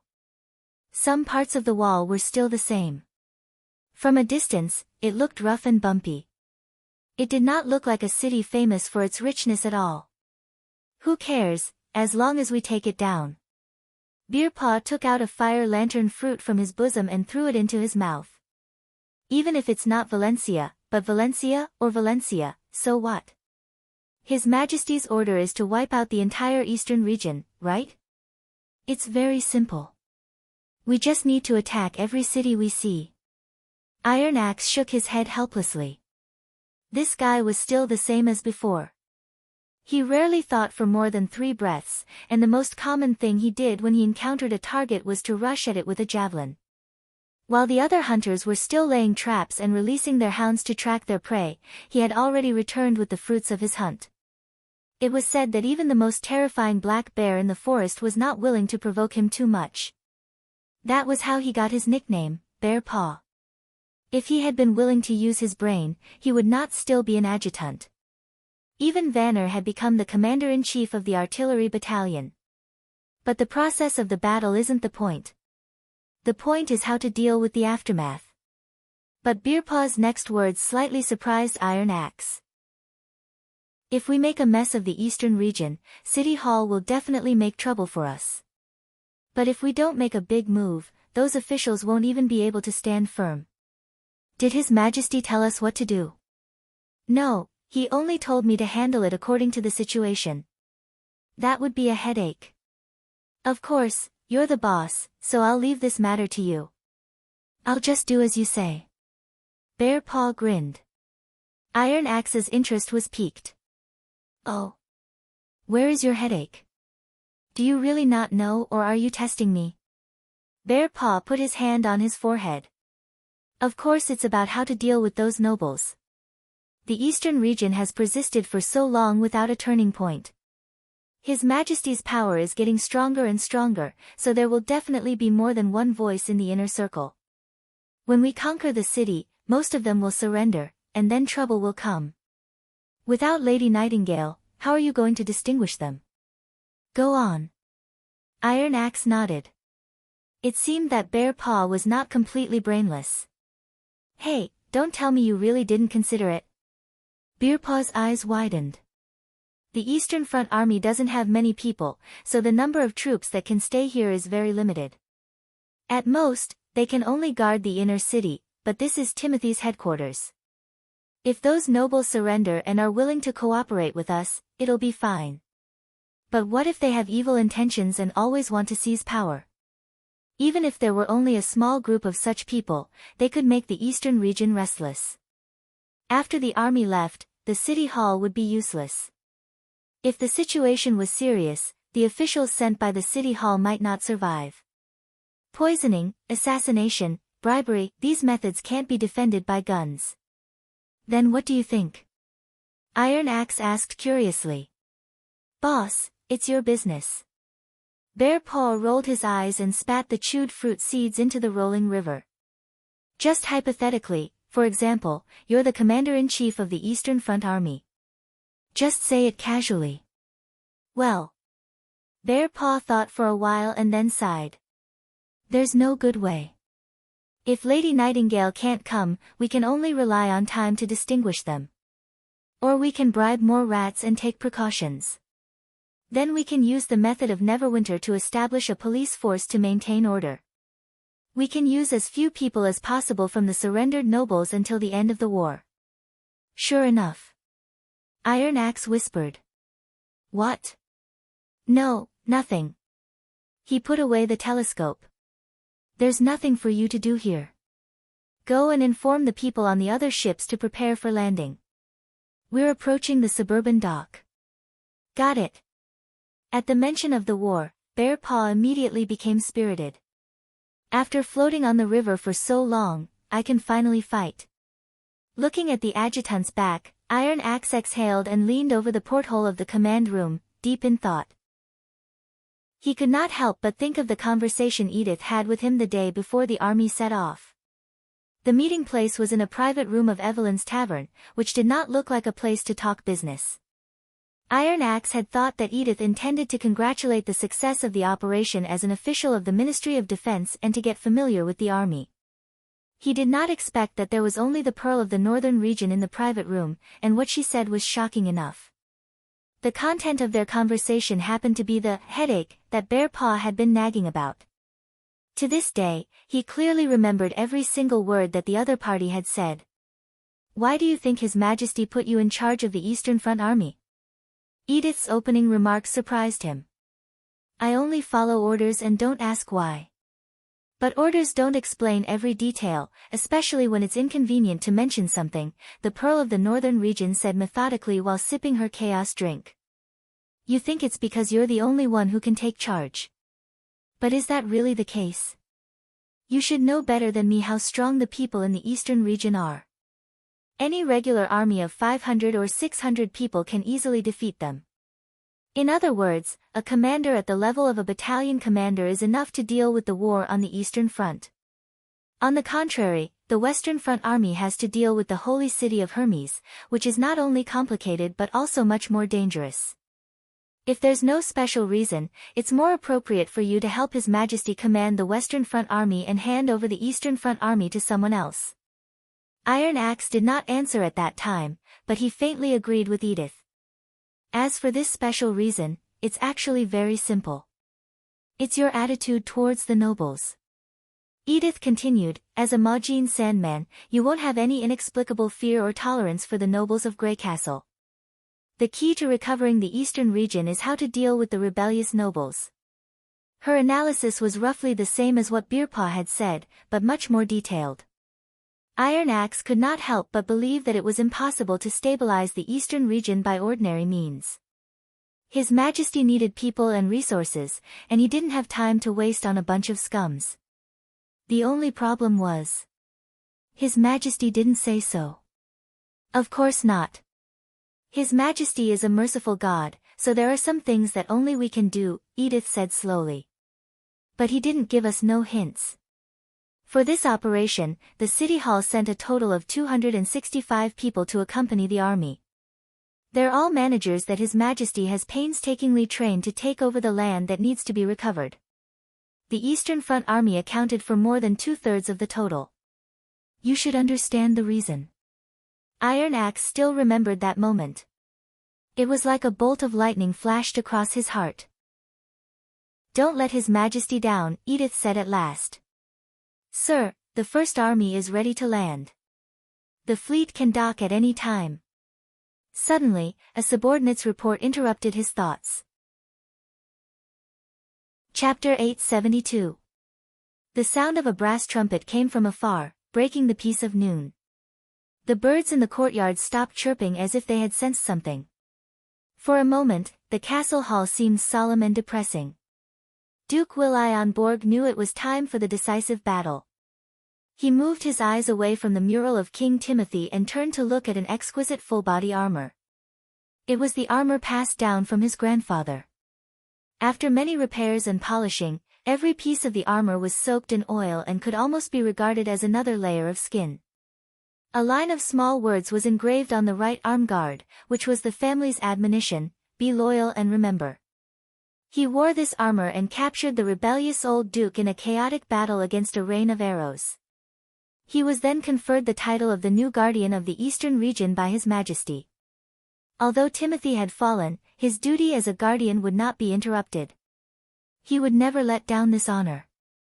Your Excellency, Prince Roland's troops are approaching Valencia. There are no traces of large firearms in the troops. A subordinate walked into the hall and reported to him. Very well. Will.i.on nodded. Inform the others to be in position. I'll be there immediately. Yes, Your Excellency. He then took off his coat and walked to the armor. He said to his chief knight, Galena, put on the armor for me. Yes, Your Excellency. The woman rolled up her sleeves and began to undress him. Her calloused and rough hands were now as soft as water, gently taking off his coat and undershirt. It was hard to imagine that Galena had also used these hands to hold a spear and pierce through the enemy's armor and shield in battle. He was intoxicated by this scene whenever he saw it. Do you regret it? Of course not, Your Excellency, Galena replied calmly. When you decided to appoint a woman as your chief knight, I decided to follow you forever. No matter what happens, I'll do my duty. But this time, the enemy is stronger than before. If it's possible, the Duke was interrupted by the sudden tightening of his belt. Since you know the enemy is strong, why did you refuse the covenant of the King of Dawn? It's fine if you don't agree, but you even chased the messenger out of Valencia in public. If the other side finds out, they will definitely blame you for not knowing what's good for you. Tisk, let's not talk about whether the help of the City of Glow can resist the army of Prince Roland. It's already too much to ask me to provide a harbor for his troops. Will.i.on twitched his mouth. His Majesty granted me the Eastern region. What's the difference between giving it to Appin Moya and Roland Wimbledon? If I were to agree, it would be tantamount to betraying His Majesty's trust.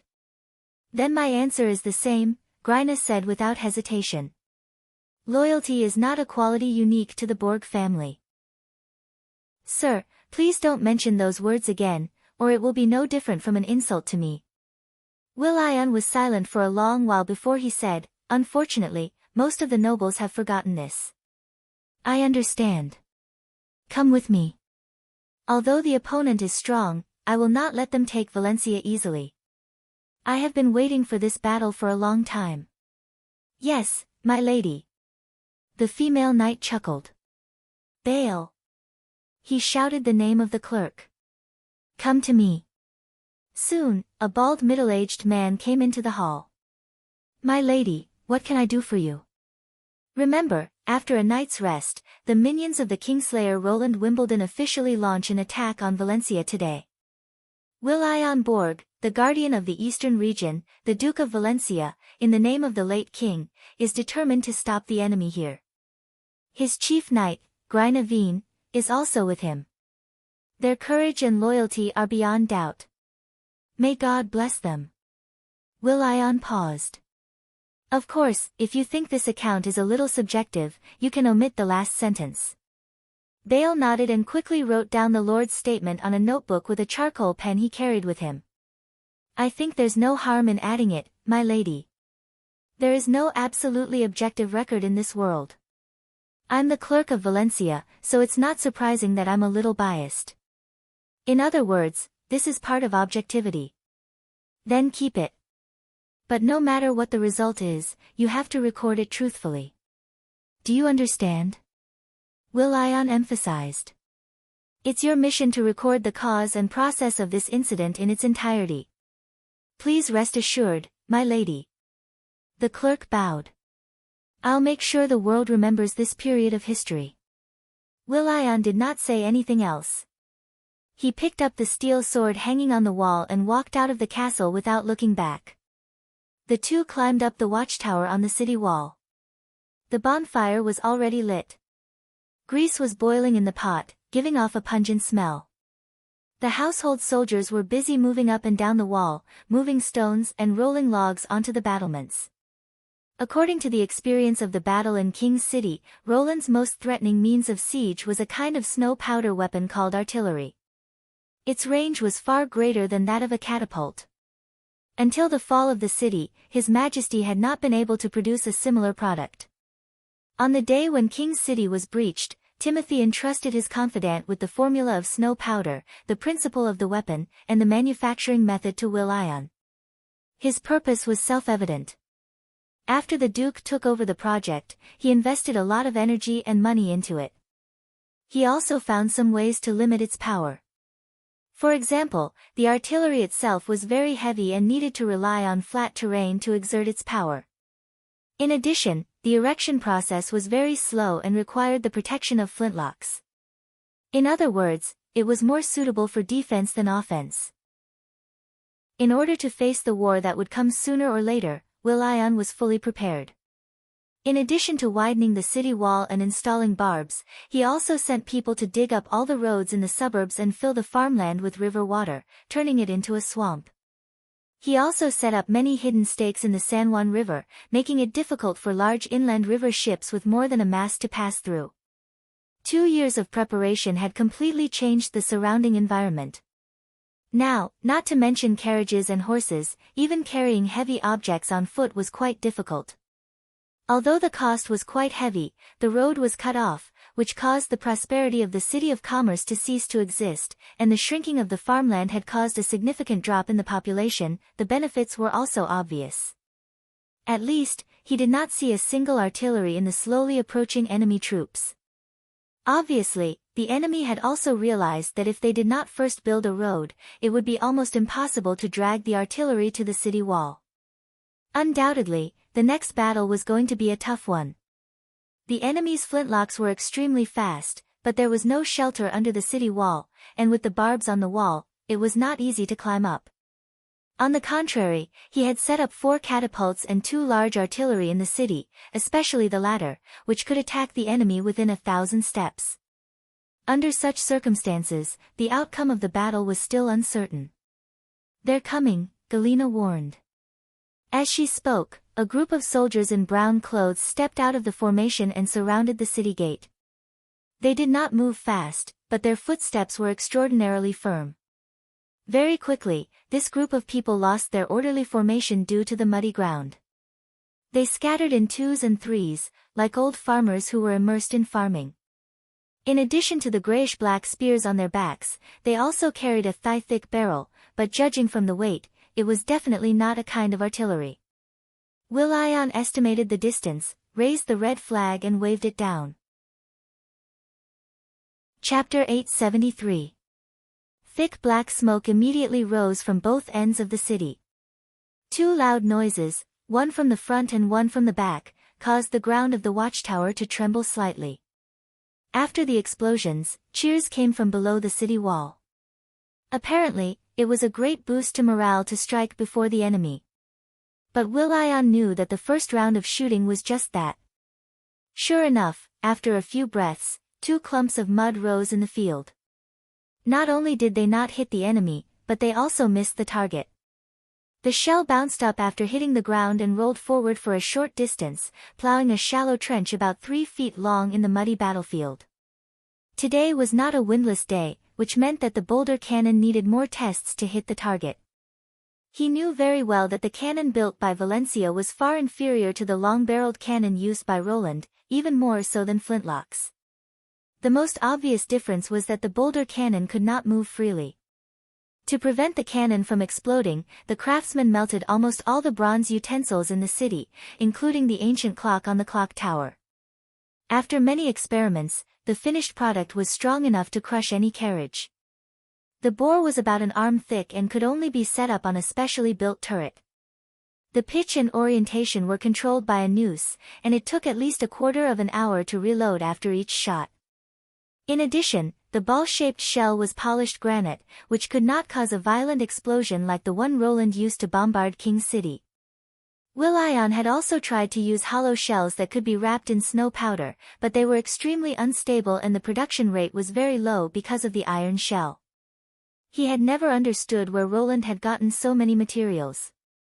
Therefore, from the beginning, the Duke's defensive strategy was to limit the enemy's cannon as much as possible. As long as the enemy was forced to come close to the city wall, his boulder cannon would eventually hit the enemy. After a round of shooting, Roland's army unexpectedly stopped advancing. It seemed that they were shocked by this unexpected attack and began to retreat. They only stopped when they were about 100 steps away from the landing point of the cannonball. "What are they doing?" Galena asked in confusion. Will.i.am looked up and saw that the 100 or so men had shed their gear and were digging. At first glance, it looked as if they were trying to clear a patch of ground in the field. "He's probably scared and wants to adjust his team to fight a protracted battle," said a viscount who was also watching the battle from the watchtower. "I heard that Roland Wimbledon has completely abandoned the knight.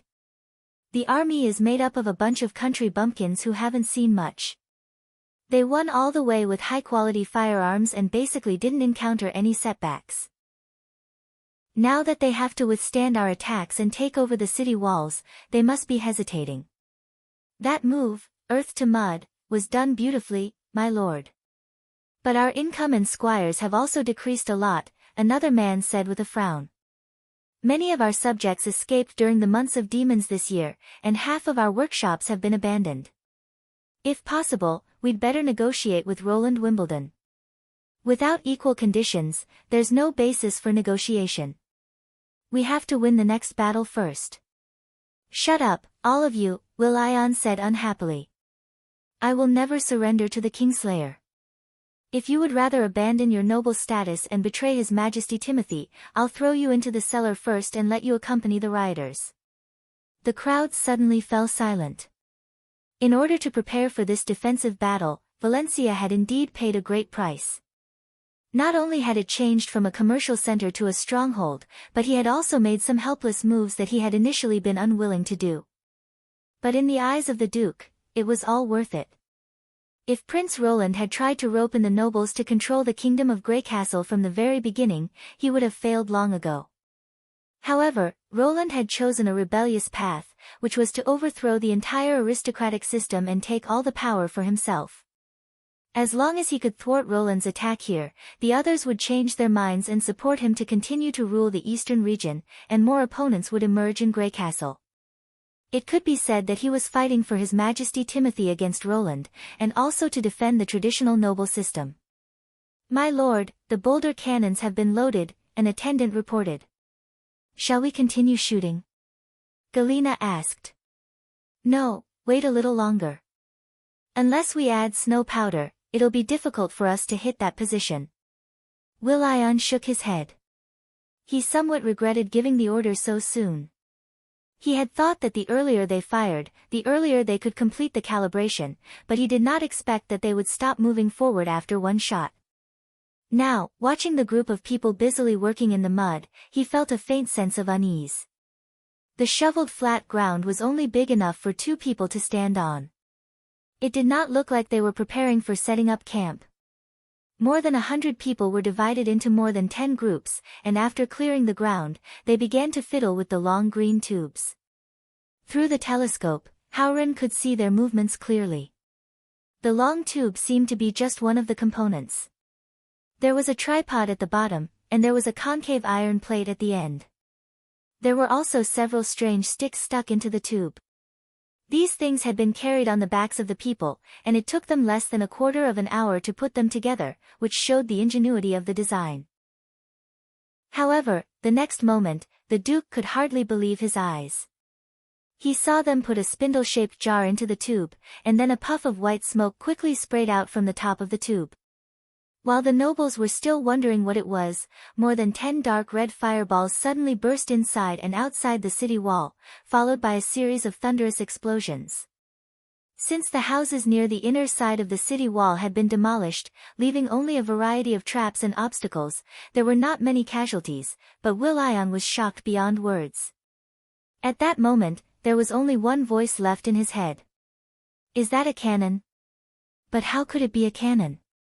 Although the Duke had not seen Roland's artillery with his own eyes, he had heard of it many times. They were divided into two types according to the length of the barrel. The former could be mounted on a four-wheeled carriage, while the latter had to be transported by ship. Either way, it was not something that could be carried by human hands. It took all the craftsmen and materials in Valencia 2 years to forge these two barely usable cannons. This was due to the lack of skill and experience, but in principle, it was no different from Roland's firearms. He believed that if the craftsmen were given a few more years, they would definitely be able to make similar weapons. But the scene before him completely overturned his thinking. How could such a thin tube withstand the huge pressure produced by the explosion of snow powder? This was not logical at all. Take out the stone bullets and add half a bag of snow powder. The Duke turned to his attendant and shouted, "Fire immediately after loading it. As long as you hit one person, I'll reward him with 10 golden dragon coins." The attendant hesitated and said, "Half a bag? My lord, that may damage the cannon. If we let them attack the city wall like this, the stone cannons will be useless." Will.i.am grabbed the attendant's collar and said, "Do as I say. Now." Just as he gave the order, white smoke rose again in front of the position. The interval between the two was less than 10 breaths. This time, Will.i.am heard a slight buzzing sound, which sounded like the chirping of a bird, or the whistle of an arrow piercing through the air. Whoosh! Chapter 874.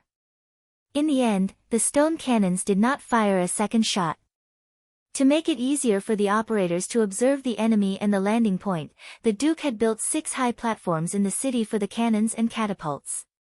In other words, the height of the towers was higher than the city walls, and any movement of the enemy could not escape the eyes of the attackers. This was supposed to be a foolproof choice.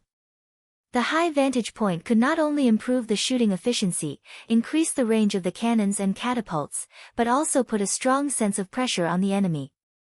But in the face of the incredible cannons of Roland's army, the high platforms became eye-catching targets. For the first time, Will.i.am felt that a quarter of an hour was so long. The explosions on the city walls seemed to have never stopped. Just as the family soldiers were working hard to load snow powder, a cannonball landed on the high platform on the right. In an instant, it was as if a bright sun had risen on the platform, engulfing the huge stone cannon and more than 20 people. Then, the bright red flames turned into countless tentacles, rushing in all directions. The buildings in the city also shook violently, raising a cloud of yellow dust. A broken bronze pipe flew out of the flames and hit the side of another platform before falling straight to the ground. It fell into a group of people who were moving stones. The body of flesh showed its fragility and powerlessness at this moment. When the barrel rolled twice and stopped, there was already a pile of red and brown meat on the ground. And those unlucky people whose hands and feet were crushed, but who were still breathing, held their broken limbs and screamed, hoping that someone would give them a quick death. But Will.i.am had no time to care about them. The watchtower was also an obvious target for the enemy. As soon as the top of the wall turned into a sea of fire, the nobles lost the courage to continue watching and immediately retreated. And this decision was obviously the right one. The speed of the enemy's cannons was far faster than they had imagined. Almost every 10 breaths, a round of cannonballs would hit the ground, and the accuracy was getting higher and higher. The area around the city walls had become an extremely dangerous area. At first, there were fireballs rising outside the city, but then they all hit the city and moved toward the high platforms and the city gate. Smoke billowed in the city, debris flew everywhere, and the roars and howls mixed together, like a scene from hell. When the enemy finally stopped shooting, not only were the 6 platforms destroyed, but the city gate had also been blasted open. According to the plan, the Duke's soldiers should immediately put down iron fences or dragon-breaking stones to block the way into the city. At the same time, they should be ready to block the attack. However, after experiencing such a terrible bombardment, it was impractical for them to continue to hold their posts. Flames flowed along the grease, and charred corpses could be seen all over the city walls. Even if some people were lucky enough to escape, they had completely lost the courage to fight, not to mention those who had been forcibly recruited. Those who could run had already run away. Those who were left were either scared out of their wits or were seriously injured and had no strength to run anymore. Will.i.am had expected to lose, but he had not expected it to happen so quickly. They hadn't even injured a single one of their opponents, yet their defensive line had already collapsed. In these 2 years, what had Roland done? "Sir, we can't fight anymore, let's just surrender." That's right. Surrendering doesn't mean admitting defeat. We can always find another opportunity. You're right. As long as they stay in the eastern region, they'll get their revenge sooner or later. If His Majesty Timothy were here, he wouldn't blame you. You've done your best. You can only blame the enemy for being too cruel. After a moment of silence, Will.i.am turned to look at Gryna. Gryna had pushed away a burning wooden beam to protect him when she retreated. The scattered charcoal had burned off a corner of her hair and left 2 black marks on her face. Even so, her eyes were still as bright as before, without a trace of frustration or embarrassment. "I'll listen to you." The Duke took a deep breath and said, "You surrender." "Sir, what about you?" "I didn't prepare for 2 years just to leave a reputation of surrendering without a fight," he said slowly. "I have to make Roland understand that powerful force can't conquer everything. His Majesty Timothy also has fearless vassals." "Gryna, where's my knight regiment?" Chief Knight said without hesitation, "They're all on standby in the 2nd ambush zone. No need to hide. Let them all come to the city gate," Will.i.am ordered. "Viscount Audiobook, withdraw all the traps we've prepared." "Withdraw? Why?" the nobles asked in surprise. "Those traps alone can't stop the enemy. It's better to let them in and have a head-on charge. At this point, someone has to give us an explanation." The Duke found himself surprisingly calm at the last moment. No matter what, this scene would be recorded in the history books, and he would have a clear conscience about His Majesty. An hour later, Roland's army finally appeared at the city gate.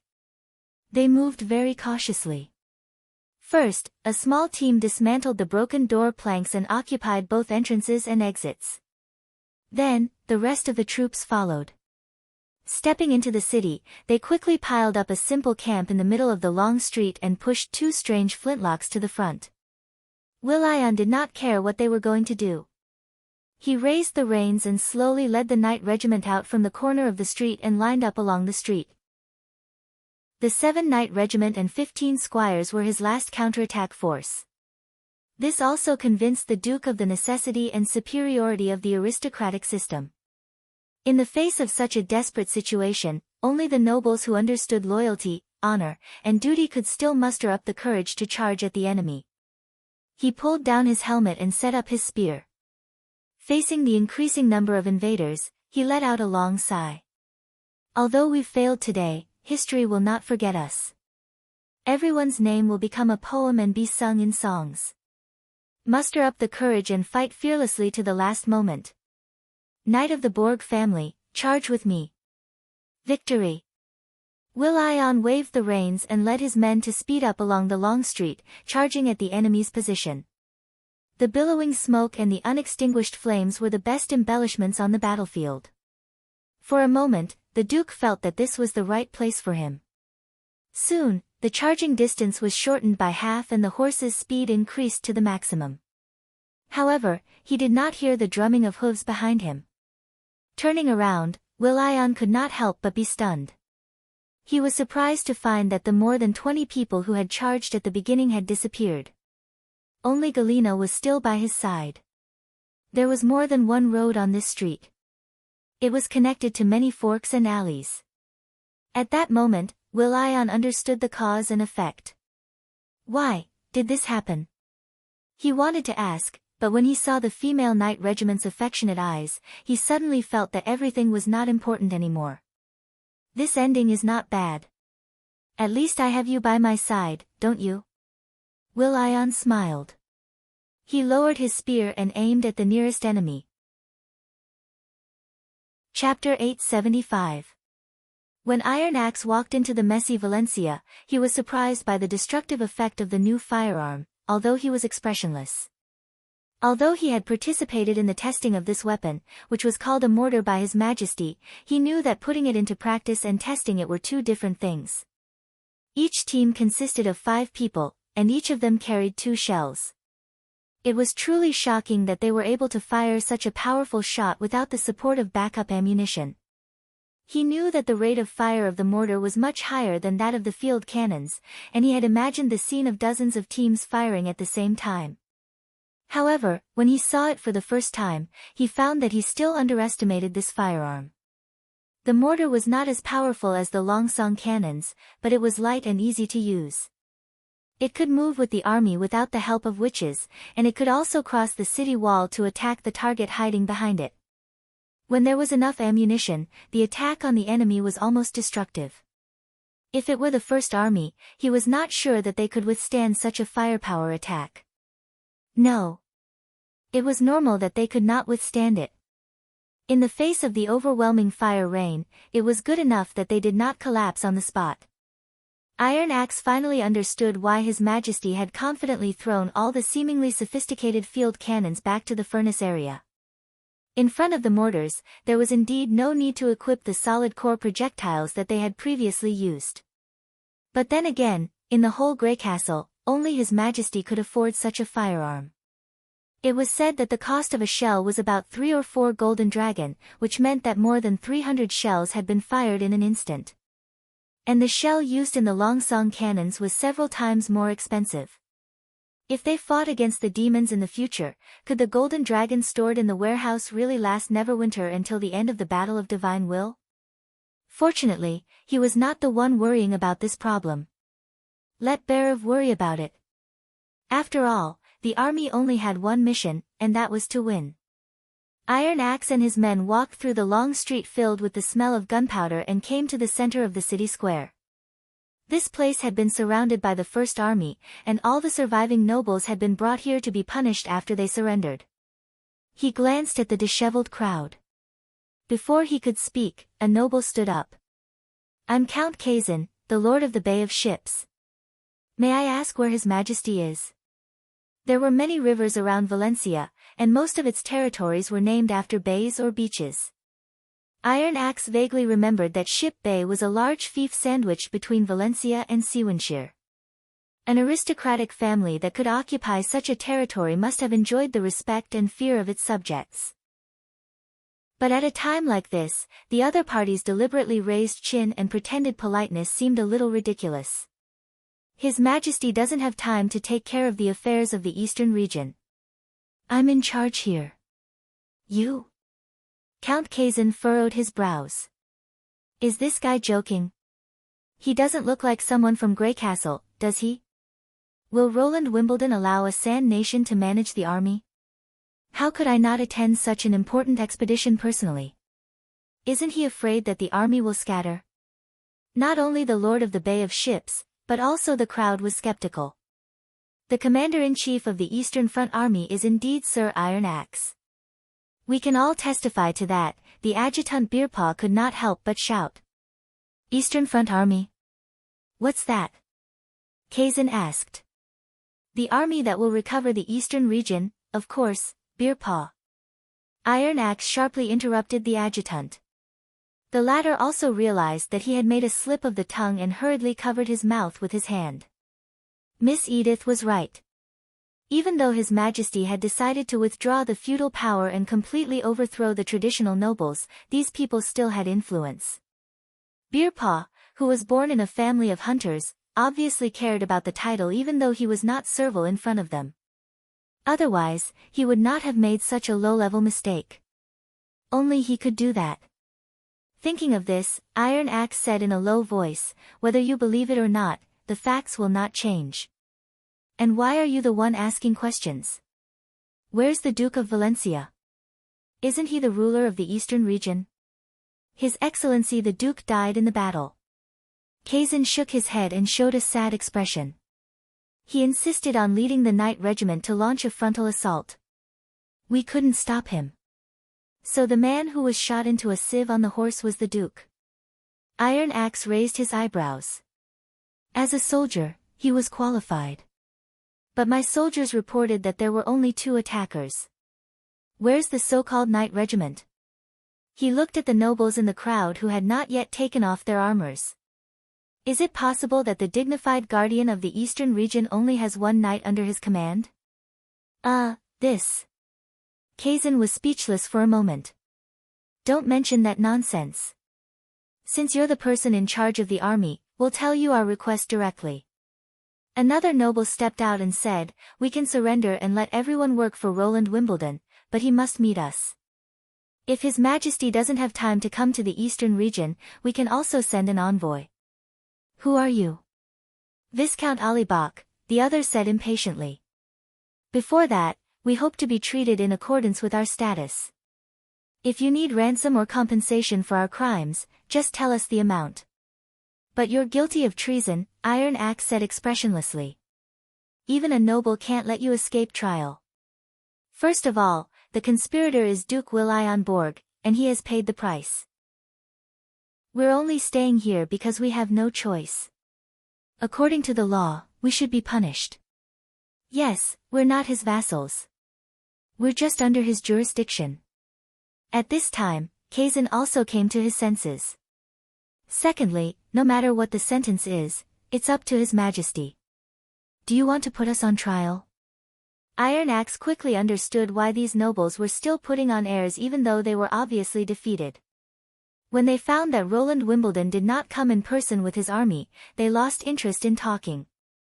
Obviously, according to common sense, how to deal with the defeated could only be known after the king met them. What followed was not so much a trial, but an exchange of interests. Those who could not pay up would be eliminated, while those who could reach an agreement could keep their place. Generally speaking, this was the case. It was not the first time they had faced such a defeat, and they believed that they could offer something that would impress the king. Unfortunately, the king he was loyal to was not a noble in the ordinary sense. Iron Axe shrugged. I don't have the power to do that, but at the same time, before His Majesty makes a decision, you're still conspirators. So I can only put you in the dungeon until His Majesty is willing to see you. How long will that take? The Earl of Bay said discontentedly. And as I said before, according to the kingdom's law, we can't be counted as treason unless you can find conclusive evidence. According to the messenger's speed, at most a month. Iron Axe gave a rare smile and directly ignored the second half of the Earl's sentence. Please rest assured, I'll provide your daily necessities and food according to the standards of the nobles. Late at night 2 days later, Beerpaw rushed into Iron Axe's tent in a panic. Chapter 876. Although there were wells and water facilities around the castle, the fire broke out very fiercely. Thick smoke spewed up the stairs, making it difficult for the rescuers to get close to the hall on the first floor. The First Army quickly withdrew from the castle and sealed off the area. The fire burned for more than 4 hours, and they could not enter the dungeon until the next afternoon. By then, there was nothing left in the dungeon. After that, it was time to clean up and investigate the scene. The officers who came with the army set up a temporary city hall and began to take over the administration of Valencia. The dungeon fire soon came to an end. A group of rats, who hated Duke Borg, who had turned the prosperous city into a poor stronghold, sneaked into the castle through a secret passage and set the piles of wheat straw in the dungeon on fire. Therefore, this was a very vicious case of arson, which not only posed a major threat to the order of the eastern region, but also provoked the First Army of Neverwinter. In addition to vigorously publicizing the results of the investigation, the First Army and City Hall also launched a citywide campaign to wipe out the rats. Leniency for those who confess, severity for those who resist, rewards for those who report, and distribution of food. In addition, the stored food found in the mansions of various nobles was put into the market and relief, and the lifeless city suddenly became noisy.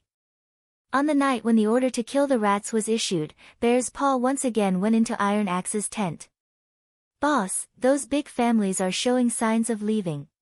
Today, more than a dozen carriages passed through the West City Gate, and it seems that they are going to Sewanshire.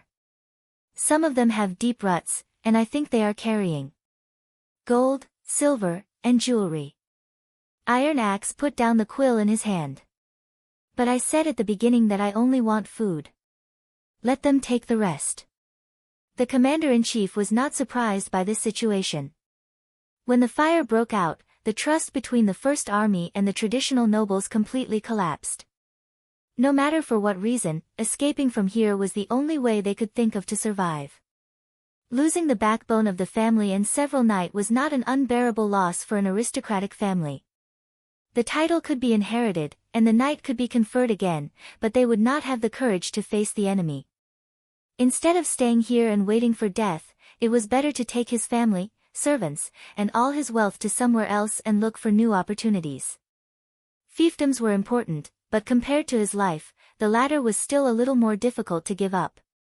Moreover, in order to prepare for this war, Will Ion Borg had concentrated all his resources in Valencia. Most of the nearby territories were severely abandoned, and it would take at least 2 or 3 years for them to recover.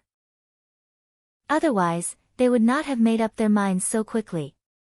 "Boss, there's one more thing." Bearpaw paused halfway through his sentence. For the simple-minded adjutant, this was a rare expression. "Speak," Iron Axe said sternly. "The fire in the dungeon was set by you?" Bearpaw hesitated for a while before finally asking in a low voice. "Why do you say that?" "Let's not talk about the fact that there's an iron door in the secret passage that's hard to break through with just the strength of a few rats. I don't think the troops stationed there are so lax that they didn't notice that someone was arson. Besides, I also went to the dungeon to check. The fire didn't seem to come from the room, but spread from the corridor to both sides. And according to the burnt remains, it should be caused by oil." Iron Axe nodded and said, "You're right. I gave the order." Bearpaw probably did not expect Iron Axe to admit it so readily. He was stunned for a while and asked, "Why? This kind of thing can be done by me. It's easier to make mistakes if you know." "That's not what I'm asking." The adjutant shook his head. "What I mean is, didn't they surrender?" "I see." Iron Axe pondered for a moment. "In short, I didn't have time to screen whether they were really willing to surrender or not. His Majesty also didn't have time to judge them.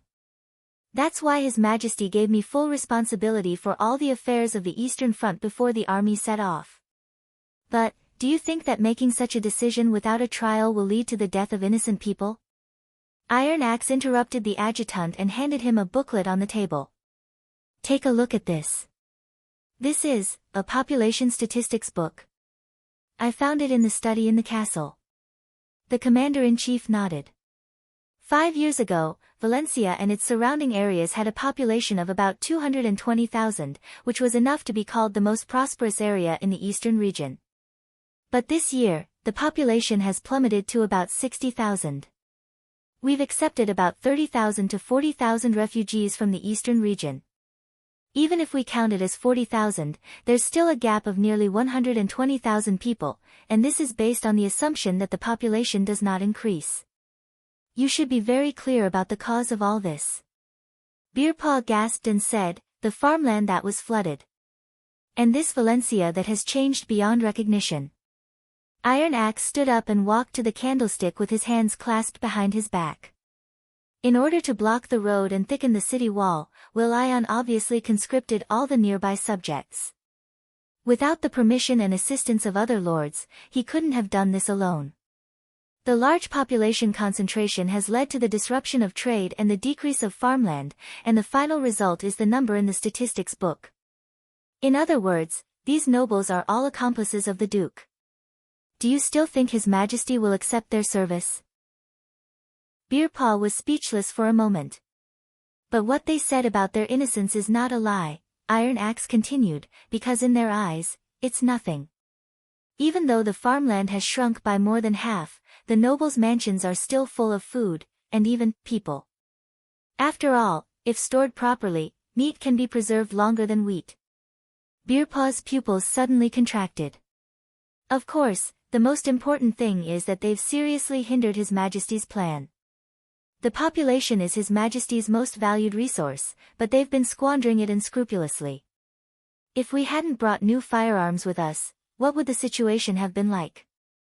The field cannons wouldn't have been able to move an inch in the mud, and we could only attack the city by force or fight a protracted war. At that point, I think the nobles won't surrender until the population in the city is exhausted.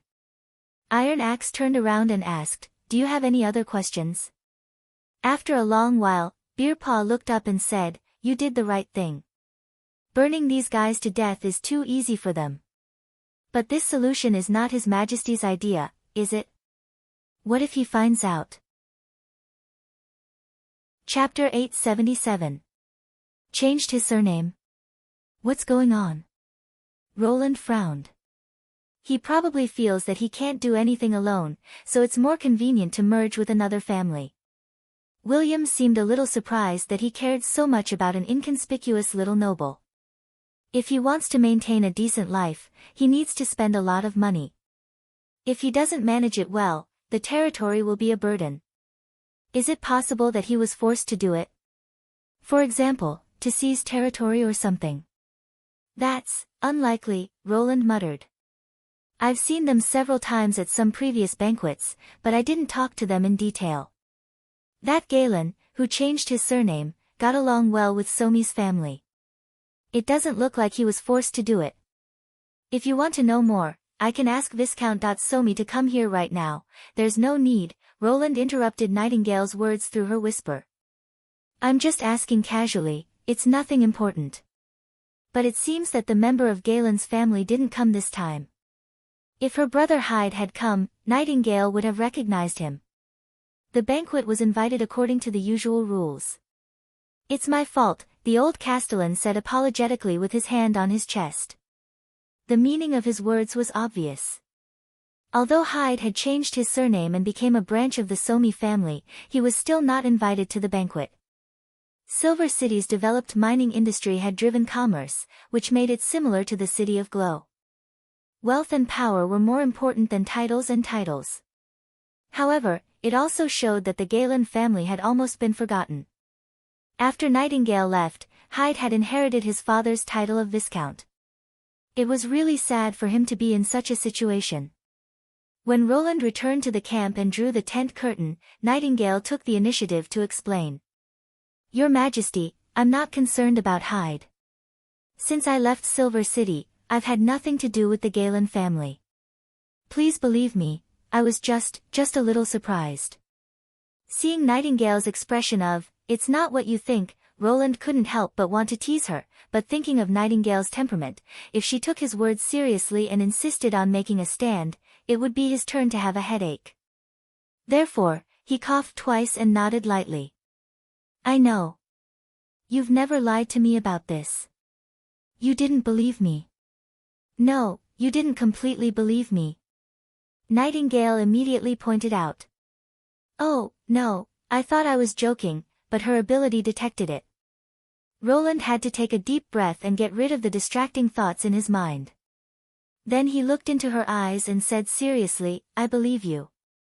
This time, it was Nightingale's turn to feel uncomfortable. She blushed and unconsciously looked away. I'm really just surprised. It has nothing to do with the person who betrayed me. Although Roland wanted to say that it was normal for him to care about it, it was better for him to play along with her. What are you surprised about? The Somas used to have a good relationship with my father.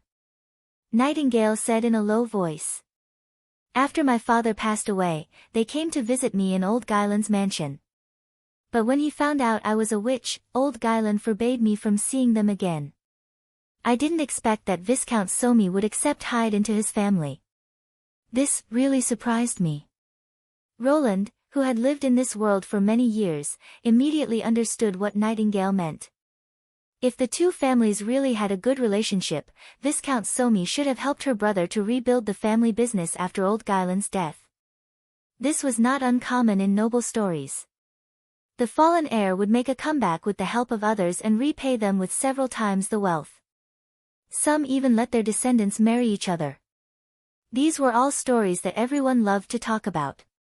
But it was not the same for the only heir to change his surname. This meant that the Guyland family would be completely severed and the title of Viscount would no longer be passed on.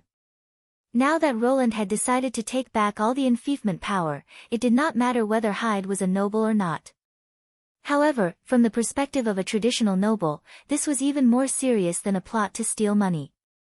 It did not seem like something that a family with a good relationship would do. If you think it's strange, you can check it out. Roland sat back at the desk and spread out a stack of parchments.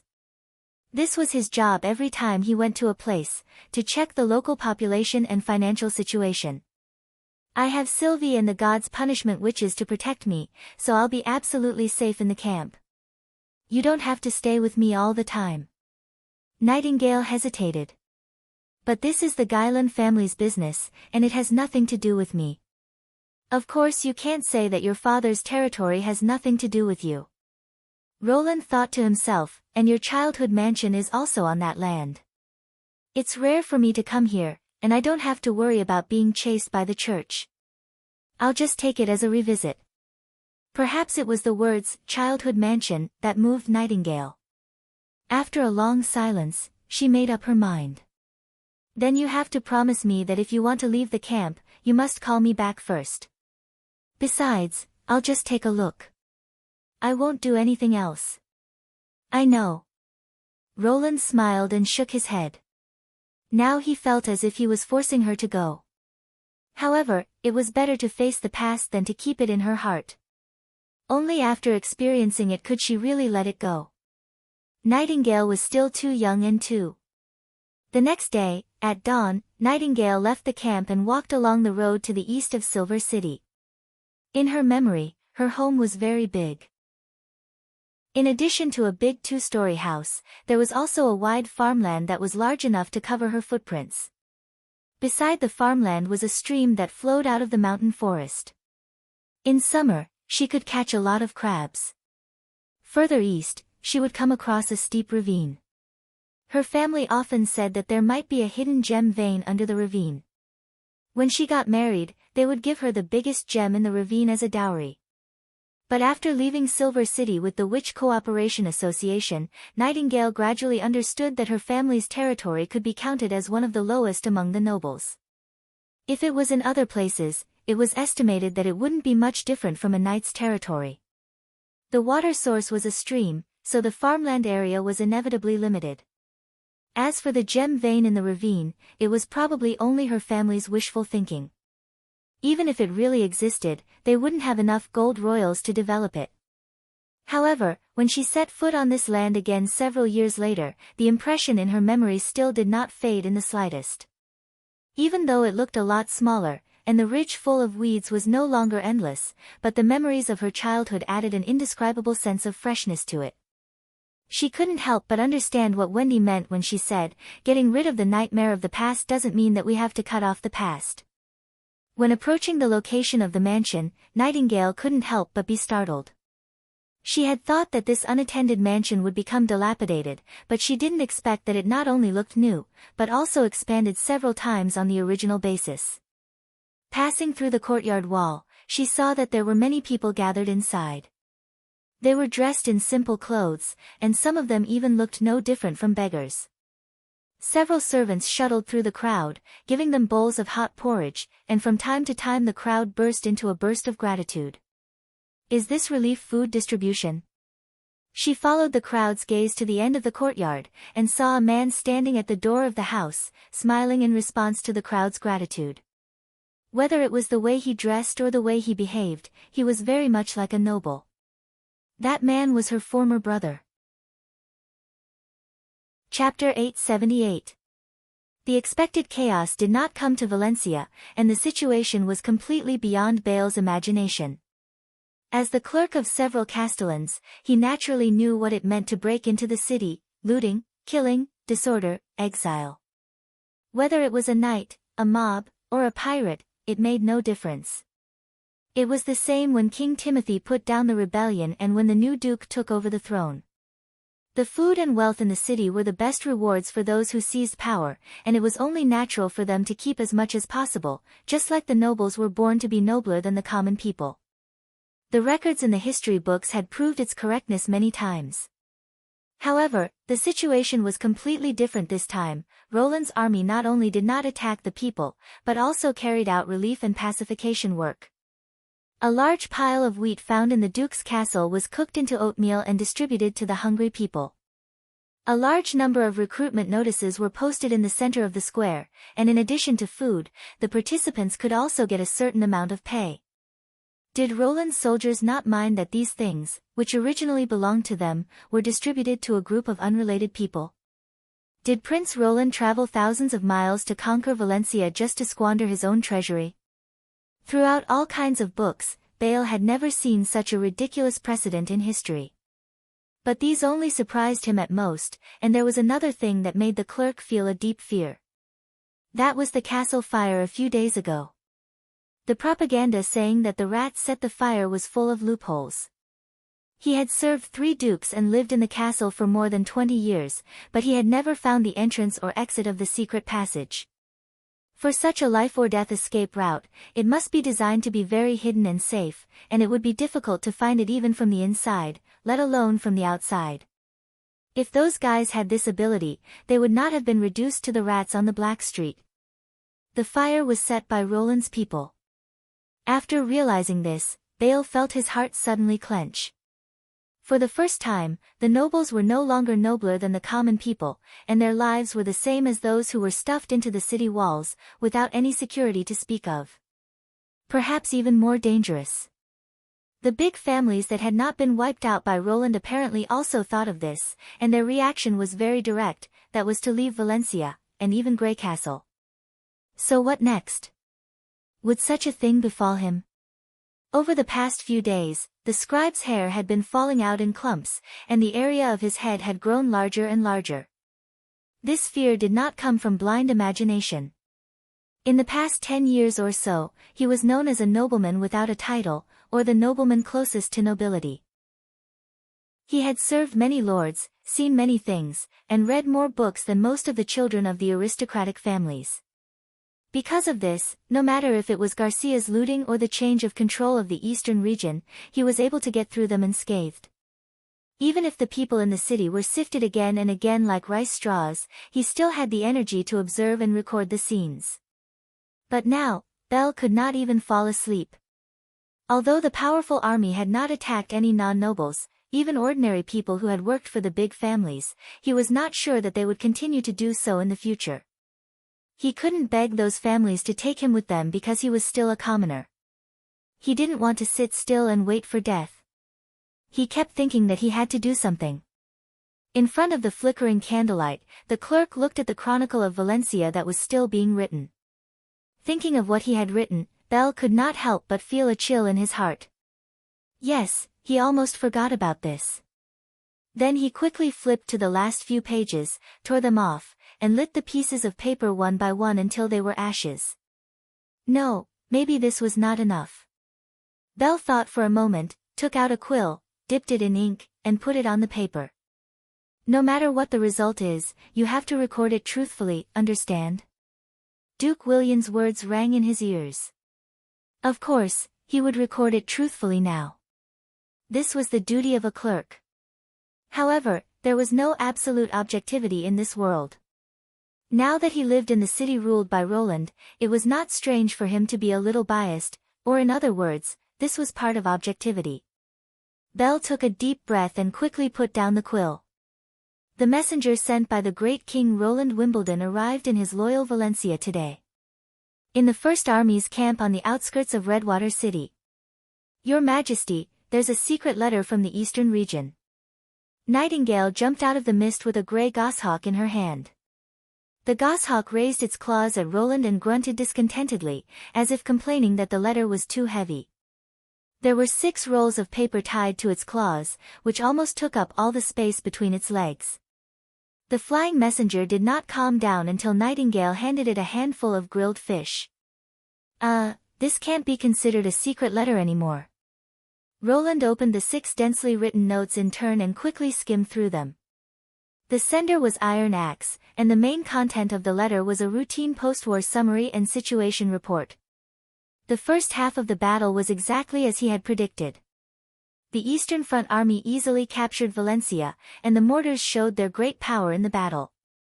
Facing the firepower of the 12-pound field artillery, the enemy was unable to fight back, even if it was a siege.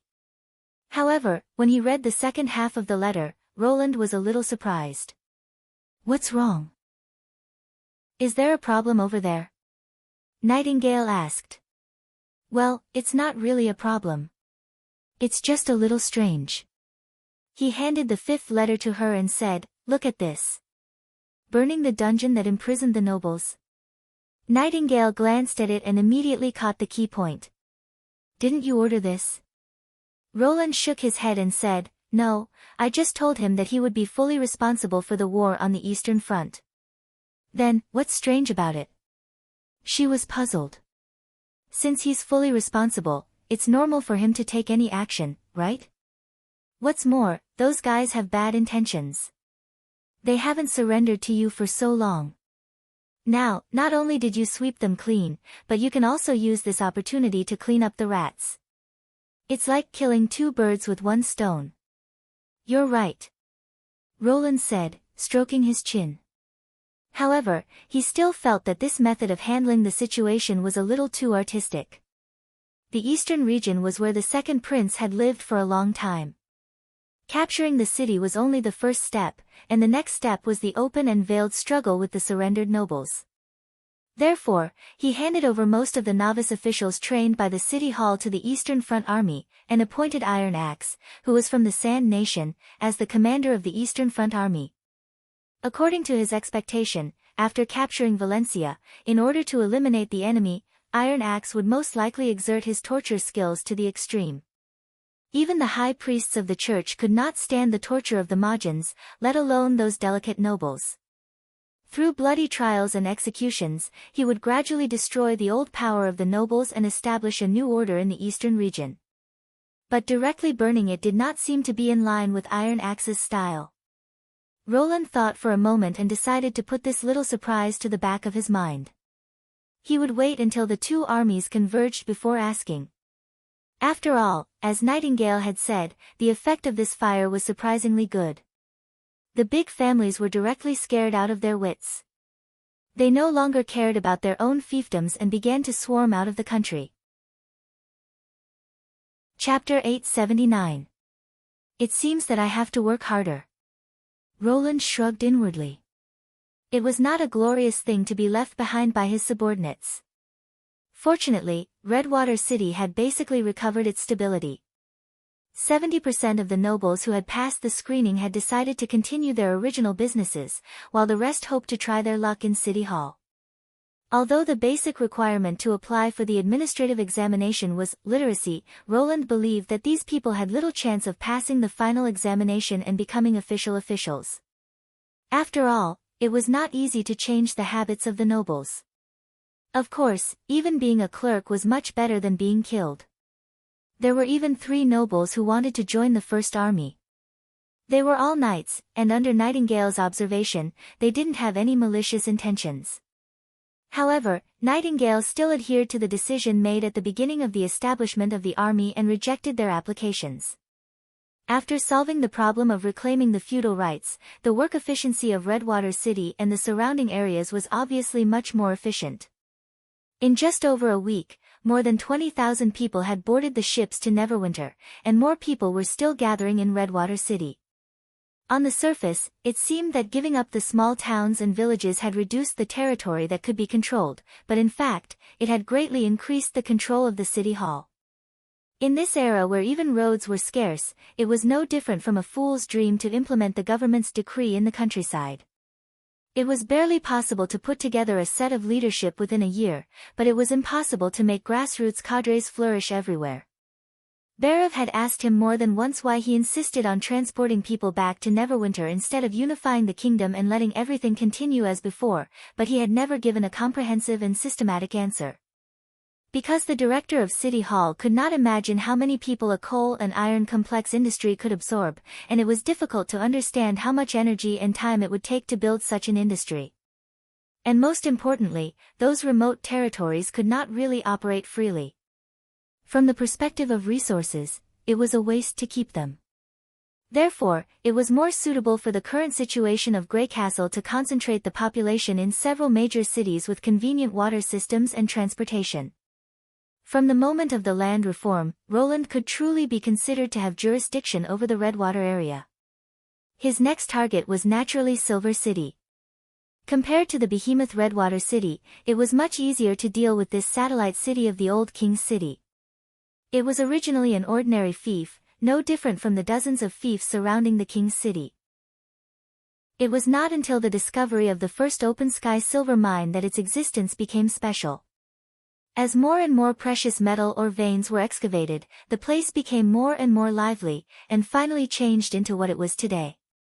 Considering the importance of Silver City's production to Greycastle's coinage, the next few lords were not only the good guy, Earl William, who was loyal to Wimbledon, but their power was also limited. For decades, there were almost no other nobles who were enfeoffed. In other words, as long as the city lord expressed his stance, Silver City would be his. And with the bloodline of Wimbledon III and his identity as the highest heir, Roland believed it wouldn't be difficult to convince him. But what made him a little concerned was that this city built on a mineral vein was also Nightingale's hometown. Although every time he asked her about it, the answer he got was, "I've already broken off relations with the Guyland family, so you don't have to worry about my opinion," he always felt that Nightingale seemed to be avoiding something. But the busy government affairs prevented Roland from spending too much time on guessing, so he had to put this matter aside for the time being.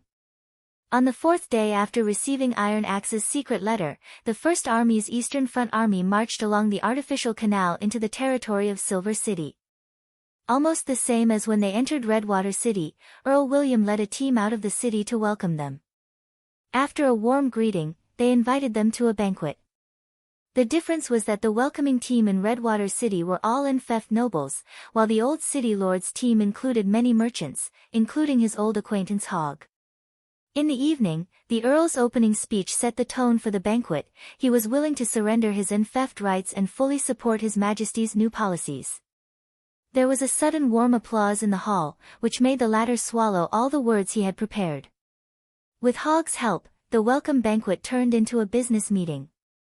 "Don't you always ask me how the machine in the mine works?" he said proudly in front of a group of merchants. "Now, the real inventor is standing in front of you, it's His Majesty. This is a once-in-a-lifetime opportunity. You don't have to go to the Western region, you can get the answer directly in Silver City." The merchants immediately swarmed over.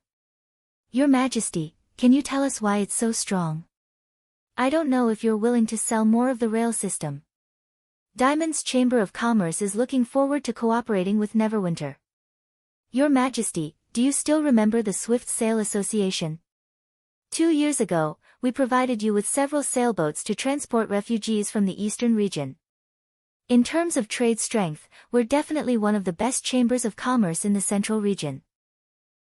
If possible, the Swift Sail Association hopes to purchase a complete set of steam engine manufacturing equipment. Of course, the price will definitely be generous."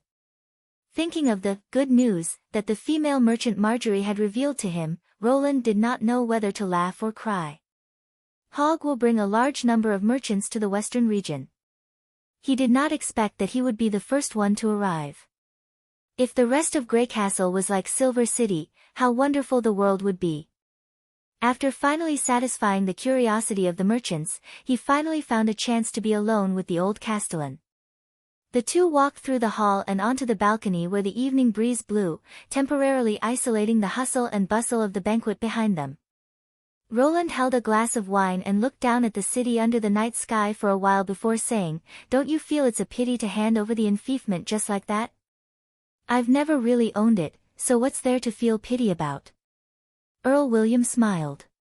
"Your father and your father's father, although they didn't say it explicitly, would never allow Silver City to have its own group of followers. The William family's motto is never to be enfeoffed, so to me, it's not as important as you think." He paused for a moment. "Besides, I don't need this power." "You don't need it?" Roland could not help but ask curiously. The original intention of enfeoffment is to strengthen and consolidate one's own power to prevent others from spying on it. Silver City does not have this risk. Anyone who has designs on this city is tantamount to openly challenging the authority of the Wimbledon royal family. Therefore, as long as the family remains loyal, there is no need to worry about being harmed. The Earl took a sip of wine. On the other hand, enfeoffment, in a sense, is also a form of weakening oneself.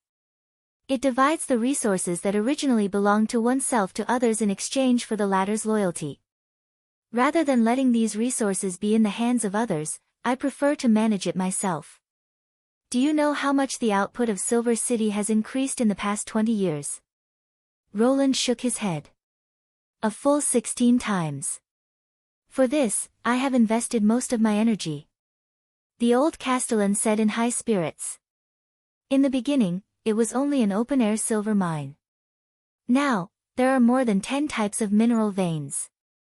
Similarly, in the beginning, there were only mining teams sent by the royal family. Now, not only are there all kinds of ore and jewelry merchants, there are also many auxiliary industries developed through mining, such as oil lamps, mining shovels, and so on. Your steam engine can also be counted as one of them. Am I right? Indeed, Roland said with a smile. This feeling is like raising a child and watching it gradually grow up. Tell me, how could I bear to cut it open and give it to others? Therefore, I do not need such power. At this point, the Earl let out a long sigh. Your Majesty, are you willing to let me continue to manage this shining city for you? Of course, if you are willing. He raised his wine glass to the Earl. The two looked at each other and smiled. Then, the glasses gently clinked together, making a crisp sound. By the way, Roland drank the wine in one gulp and changed the topic. Do you know anything about the Guylan family? Guylan? Earl William thought for a while before he raised his eyebrows and said, I have some impression of them, but I can't remember them clearly. After all, Silver City has not had a new noble for a long time. These families have existed here before the silver mine was discovered. If I remember correctly, the last Guylan should have changed his surname 2 years ago. Now, that land belongs to the Somi family. Chapter 880. Change his surname? What's going on? Roland asked with a frown. He probably feels that he can't do anything alone, so it's more convenient to merge with another family. William seemed to be a little surprised that he cared so much about an inconspicuous little noble. If he wants to maintain a decent life, he needs a lot of expenses. If he doesn't manage it well, the territory will be a burden. Is it possible that he was forced to do it? For example, to seize territory or something. This is unlikely, Roland muttered. I've seen them several times at previous banquets, but I didn't talk to them in detail. Guylan, who changed his surname, got along well with the Somi family and didn't seem to be forced. If you want to know more, I can ask Viscount Somi to come here right now. There's no need, Roland interrupted Nightingale's words through her whisper. I'm just asking casually, it's nothing important. But it seems that the member of the Guylan family didn't come this time. If her brother, Hyde, was here, Nightingale would have recognized him. The banquet was invited according to the usual rules. "This is my oversight," the old castellan said apologetically with his hand on his chest. The meaning of Guyland's words was clear. Even if Guyland changed his surname and became a branch of the Somi family, he was still not on the list of invitations. Silver City's developed mining industry had driven commerce, which made the style of this place somewhat similar to that of the City of Glow. Compared to titles, people valued wealth and strength more. But it also showed that the Guyland family was indeed almost forgotten. After Nightingale's death, Hyde had inherited his father's title of Viscount. It was sad enough to be in this situation. When Roland returned to the camp, he had just drawn the tent curtain when Nightingale took the initiative to explain. "Your Majesty, I'm not concerned about Hyde. Since I left Silver City, I've had nothing to do with the Guyland family. Please believe me. I was just a little surprised at that time." Seeing the "not what you think" look on Nightingale's face, Roland could not help but want to tease her. But when he thought of Nightingale's temperament, if she took it seriously and insisted on telling the truth, it would be his turn to have a headache. So he coughed twice and nodded lightly. "I know. You never lie to me about this. You didn't believe me." "No, not completely," Nightingale immediately pointed out.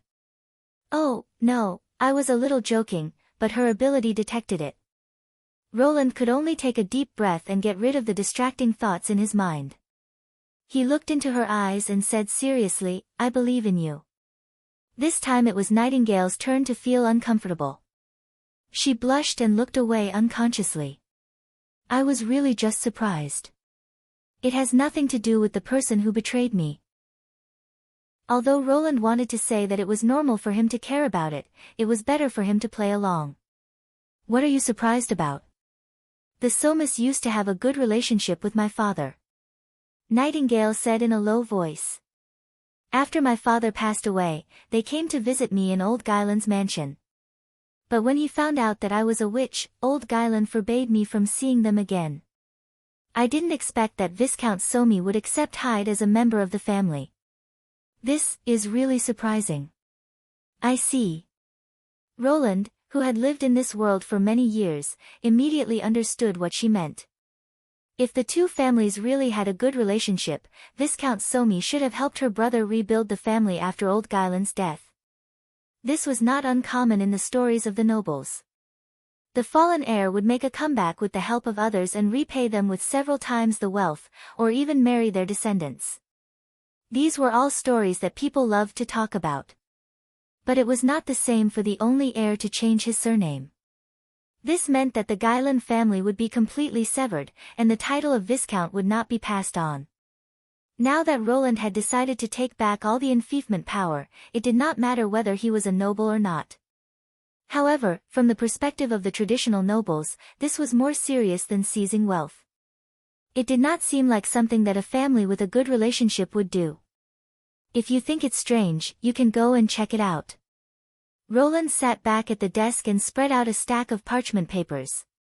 This was the job he had to do every time he went to a place, to check the local population and financial situation. "I have Sylvie and the gods' punishment witches to protect me. I'll be absolutely safe in the camp. You don't have to stay with me all the time." Nightingale hesitated. "But these are the Guyland family's affairs. They have nothing to do with me." "Of course, I can't say that your father's territory has nothing to do with it. Although now it has to be handed over to the state," he thought, "and the mansion you lived in when you were a child is also on that piece of land. It's rare to come here, and I don't have to worry about being chased by the church." Perhaps the words, "childhood mansion," moved Nightingale. After a long silence, she made a decision. "Then you have to promise me that if you want to leave the camp, you have to call me back first. Besides, I'll just take a look. I won't do anything else." "I know." Roland smiled and shook his head. Now it felt like he was forcing her to go. However, it was better to face the past than to keep it in her heart. Only after experiencing it could she really let it go. Nightingale was still too young and, a little too young. At dawn the next day, Nightingale left the camp and walked along the main road to the east of Silver City. In her memory, her home was very big. In addition to a big two-story house, there was also a wide farmland that was large enough to cover her footprints. Beside the farmland was a stream that flowed out of the forest. In summer, she could catch a lot of crabs. Further east, she would encounter a steep ravine. Her family often said that there might be a hidden gem vein underneath. When she got married, they would give her the biggest gem in the ravine as a dowry. However, after leaving Silver City with the Witch Cooperation Association, Nightingale gradually understood that her family's territory was considered to be the lowest among the nobles. If it was placed in other places, it would probably not be much different from the average knight's territory. The water source was a small stream, so the farmland area was inevitably limited. As for the gem vein in the ravine, it was probably the wishful thinking of her family. Even if it really existed, there was not enough golden dragon to develop it. However, when she set foot on this land again several years later, the impression in her memory still did not fade in the slightest. Even though it looked a lot smaller, and the ridge full of weeds was no longer endless, but the memories of her childhood added an indescribable sense of freshness to it. She could not help but understand what Vendi meant when she said, "Getting rid of the nightmare of the past does not mean cutting off the past." As she approached the location of the mansion, Nightingale could not help but be startled. She originally thought that this uncared-for house would become dilapidated, but she did not expect that it not only looked new, but also expanded several times from the original foundation. After passing through the courtyard wall, she saw that there were many people gathered inside. They were dressed in simple and crude clothes, and some of them were no different from beggars. A few servants shuttled through the crowd, handing out bowls of hot porridge to them. From time to time, the crowd would burst into a burst of gratitude. Was this relief food distribution? She followed the gaze of the people to the end of the courtyard. A man stood at the door of the house, smiling in response to the gratitude of the crowd. Whether it was the way he dressed or the way he behaved, he was very much like a well-off noble. That person was her former brother. Chapter 881. According to the Lord of Silver City, it was impossible for the down-and-out Guyland family to have enough money to help the poor. That was to say, the expansion of the house and the distribution of hot porridge should be the work of Viscount Somey. Regardless of the reason why they chose to bring Hyde into their family instead of selflessly helping him out like the rumors spread among the nobles, the outcome didn't seem too bad. A person who was willing to give money and food to the needy and did not ask for anything in return was not a bad person. Moreover, the Somey family had expressed their goodwill through Hyde, which was, in a sense, a kind of compensation. To say the least, even if Hyde had been living a terrible life, she would not have intervened. She just came here to see her childhood home and to reminisce about the past. When Nightingale was about to go somewhere else, she suddenly had a strange feeling. She stopped. What's wrong? She thought. The poor people in ragged clothes, the servants who maintained order, the guards who guarded the mansion, and the nobles who presided over the overall situation.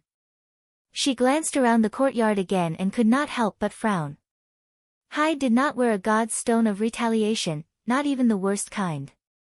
In the mist, his appearance and clothes were clearly visible, but the guard at the gate of the mansion was mostly covered by a black hole, and only the scabbard at his feet could be seen. So that's why. Nightingale suddenly realized the source of the strange feeling. Why is a viscount's heir not wearing a god's stone of retaliation? Even the guards are wearing one. Is it because Hyde has no prejudice against witches? Lin Sanjiu immediately denied this answer. She still remembered the disgusted look on Hyde's face when he said, "I wish I didn't have this sister. Witches should go to hell and be the company of demons." Even though her ability at that time could not distinguish lies, she could tell that he meant it just by looking at his eyes. Because he has no money to buy a god's stone. That might be the case for the poor nobles, but it was not applicable in this situation. After a moment of hesitation, Nightingale turned around and walked into the courtyard. The moment she passed through the gate of the mansion, she heard the conversation between the two guards. Nobles are really scary people. This guy's life isn't much different from ours, and he's as obedient as a dog in front of his lordship. But after changing his clothes, he's completely different. Could it be that this is what his lordship always talks about? Don't talk nonsense, the other man scolded. The Viscount is in the house now. If anyone hears you, tell him that you can forget about this month's salary. Don't worry. My ears are very sensitive. I'll be able to detect anyone approaching. The man shrugged. Besides, I didn't make that up. The adults have a bad temper, and they scolded me so loudly that the people upstairs and downstairs could hear them clearly. Since you know he has a bad temper, all the more you shouldn't cause trouble at this time, the latter said impatiently. No matter how His Excellency scolds him, he's still a noble. What are you? Is there a surname in the clan? Even the foreman of the neighboring village is more famous than you. If it wasn't for your uncle asking me to watch over you, I wouldn't have cared what you were saying. Yes, I'll shut up, okay? Huh? He suddenly froze. What's wrong? Why do I feel like someone passed by? He looked around and said, maybe it's an illusion. Ignoring the guards at the door, Nightingale went through the wall and quickly found the Viscount's room through the god's stone field. The higher the status, the better the god's stone. Nightingale often used this method to identify the target when she carried out assassination missions in the past, and she rarely failed. When she heard that Somi was here, she vaguely realized that the distribution of porridge in the courtyard might not be as simple as it seemed. The Viscount was not alone in the room. In addition to a fully armed knight who acted as a guard, there was also an old man in a robe standing in front of the desk. He looked like a scholar from the old king's city. Lord. You shouldn't have lost your temper with Sir Hyde yesterday. Although he has yielded to you, it's easier for him to play his role properly if you treat him leniently. I know, but I couldn't control myself. Somi, who was sitting in a high-backed chair, pounded the table angrily. It took me more than 10 years to get to this point. The 2 lands in the east were about to belong to me, but I didn't expect that Roland Wimbledon would take them all away with just a few words. Did you hear what that old bastard said? He's willing to take the lead in handing over the enfeoffment rights and fully support His Majesty's new policy. Does he think that others don't need it? I'm so angry. Smile, my lord, keep smiling. You've already complained about it last night, the scholar said, stroking his beard. Since you're so unwilling, why don't you refuse it on the spot? Choked and then said unhappily, even Timothy's Royal Knight group couldn't withstand a single blow from Roland. How can I refuse? Do you want me to die on the spot? So these complaints are meaningless except to make things worse. In that case, do you still want to continue? Damn it! The Viscount said angrily after a long silence. His Majesty only took back the feudal power. You can follow Earl William's example and manage the existing industries in your territory well. Then, you won't suffer too much loss. But without jurisdiction, those greedy patrols will come here sooner or later. What excuse can I use to stop them? Shook his head repeatedly. You know what I'm selling. Once I'm found, I'll be hanged. Then give up this part of your business, the scholar said without hesitation. I told you that this is not a long-term plan.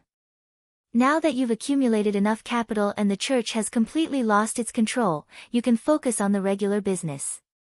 Otherwise, why did you go through so much trouble to get the Guyland family's land? Isn't it just to get off the single log bridge? The Viscount hesitated for a long time. Apparently, he was reluctant to give up another part of his business. After a quarter of an hour, he nodded firmly and said, I see.